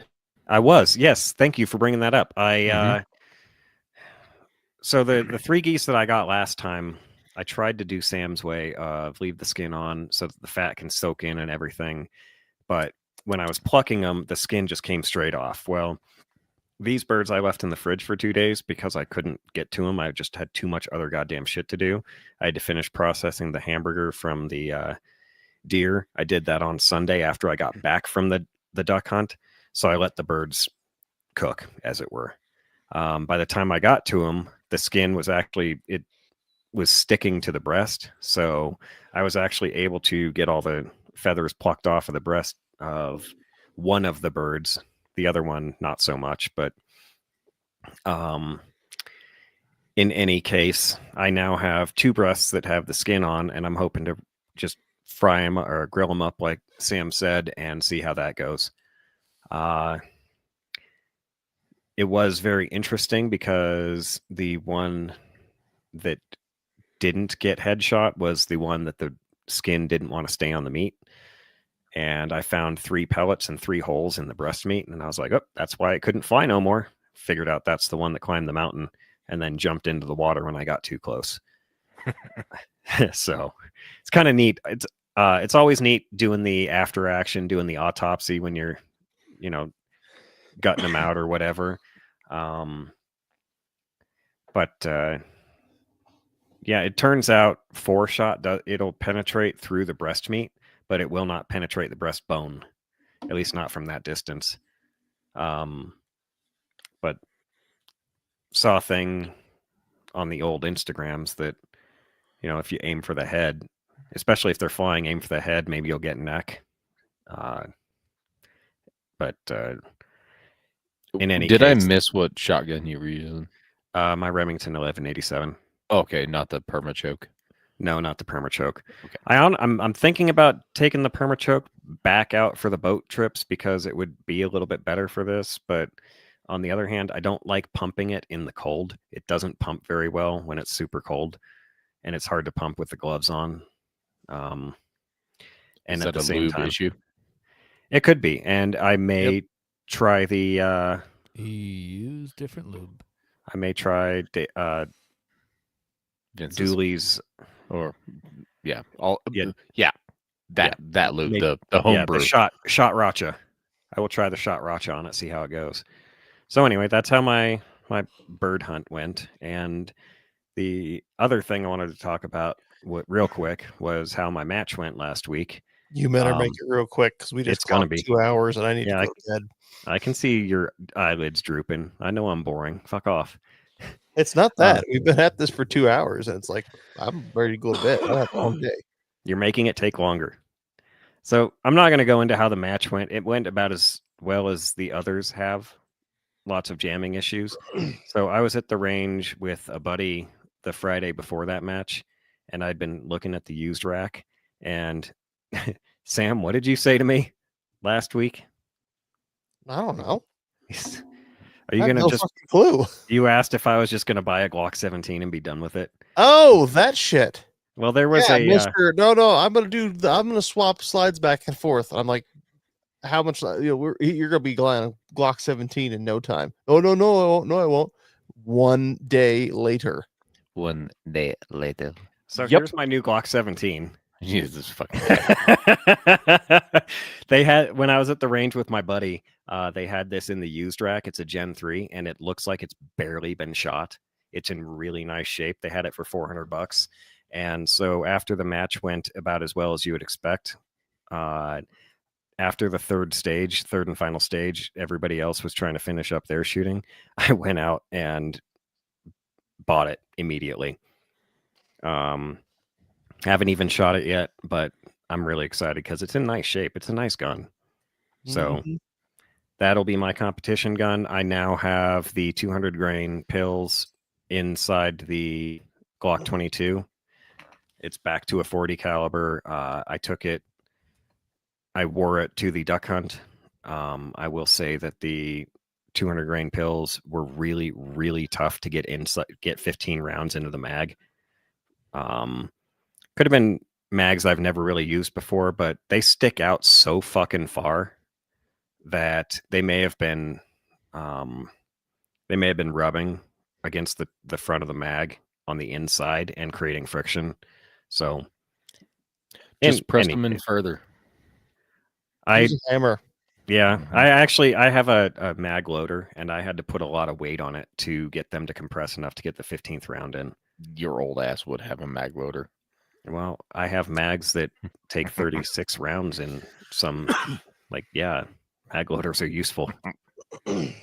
So, yeah, I bought a Glock 17. Fucking 24 hours later. I knew it. It was And if you hadn't said anything, I would have totally forgot about it. It was a day later too. No, it was within 24 hours. Yeah. Like we said that, and then like literally the next day, you're like, "Here, look what I did." Like, motherfucker, what was I just saying? Well, my wife has this rule where if a thing's on sale and you go back, like you walk away from it. I walked away from it that Friday, and then it was still there. And so when I went out there, I asked the dudes because it had a fucking Hogue grip on it. Somebody put a Hogue grip on a Glock, and I don't know why. So But you got some old man's Glock. that's why I know it's never been fired all that much. He probably took it and like put a box through it, and that was it. Yep. But because the Hogue was on it, I couldn't tell for sure if it was a Gen 3. So I was asking about it. I asked hey, hey, do you guys have time to run a check for me real quick? Yeah, because they closed in 25 minutes. They're like, yeah, we can do that. I was like, sweet. Glock 17 over here. They were like, yeah, is it a Gen 3? It better be a Gen 3. And she goes and checks, and she's like, yeah, it's a Gen 3. I was like, cool, wrap it up. It's mine now. Knew it. Yeah. So now it's got the JTT barrel in it, and I will try that next month. Cool. So that's what I've got. All right. My plans for the rest of this week, we will save and get the after action report next week. Vince. Welcome back, Dave. I'm sorry, Yeah. Vince. We got to get you to bed, you old man. It's fine. I know. He was off today. That's sure he was, damn it. He was working today. So was I. So was I, but got to change that voice. So we have a review to read. Our own Dr. Scary Guy who left it on Podcast Addict because he's a poor who doesn't have any Apple products. God damn, dude. Poor, Buy an iPhone, you fucking poor. poor, costs like poor, $2. poor. All right. He's just a poor Five- boy. It's a 5-star review, which means he's trying to butter us up for something. It's a few guys having fun. That sounds gay. They hunt. They talk about hunting sometimes. Other times they talk about other things. And sometimes those other things they talk about have nothing to do with anything. Sometimes they talk about tanning hides and taxidermy. And sometimes that talk turns to making an armadillo. Listen, it's good for you. Well, I won't disagree with it's good for you, but I do not recall armadillos, and I wish I didn't know that word existed now. But That's solid. Dr. Scary Guy will be getting stickers, and I now have his address, so I can now stalk him. Where does he live? I'm not telling you that. That What would be state? a breach of his HIPAA. Wait, what? He is a doctor. Can't do that. He shouldn't That's have given it just to mean. you. Well, he shouldn't have given it to me. I agree, but he did. So now he's on his own. And if you out there would like to help the show, leave us a review. Helping the show. What was my sales pitch last week? It was for every review you leave us, an actual dedicated, thought-provoking hunting podcast is lowered in the stats, and we are raised. Help I'm us good with that. ruin the hunting podcast space by leaving us a review. You will get a sticker pack for it. The stickers are great. You will not get better stickers from any other hunting podcast because all other hunting podcasts are lame. It's true. Am I right? Yep. I'm not getting a chorus of agreement here. Am I right? I was really hoping for it. Vince is too tired All right. from not working all day. Mm-hmm. Yep. All right. Well, I've got outro, Okay. don't I? Mm-hmm. He okay. I think so. He's okay. Or yeah. Okay, How about bye. Okay, bye. So, as always, thank you for listening. Support the sport and take a buddy hunting. If you like that buddy, tell him about our show. If you don't like that buddy, blow out his hunting spot on your side by side. Do not blow out other things. That'd be weird. Especially not with the armadillo. Hunt us out. God damn it. Hit us up at letslgjhpodcast.com. Thanks for listening, and do not do what Mike said.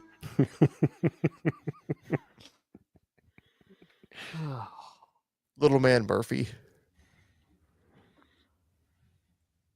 Little man Murphy. Little Yeah. man Murphy. I don't even know what Armadillo. that means.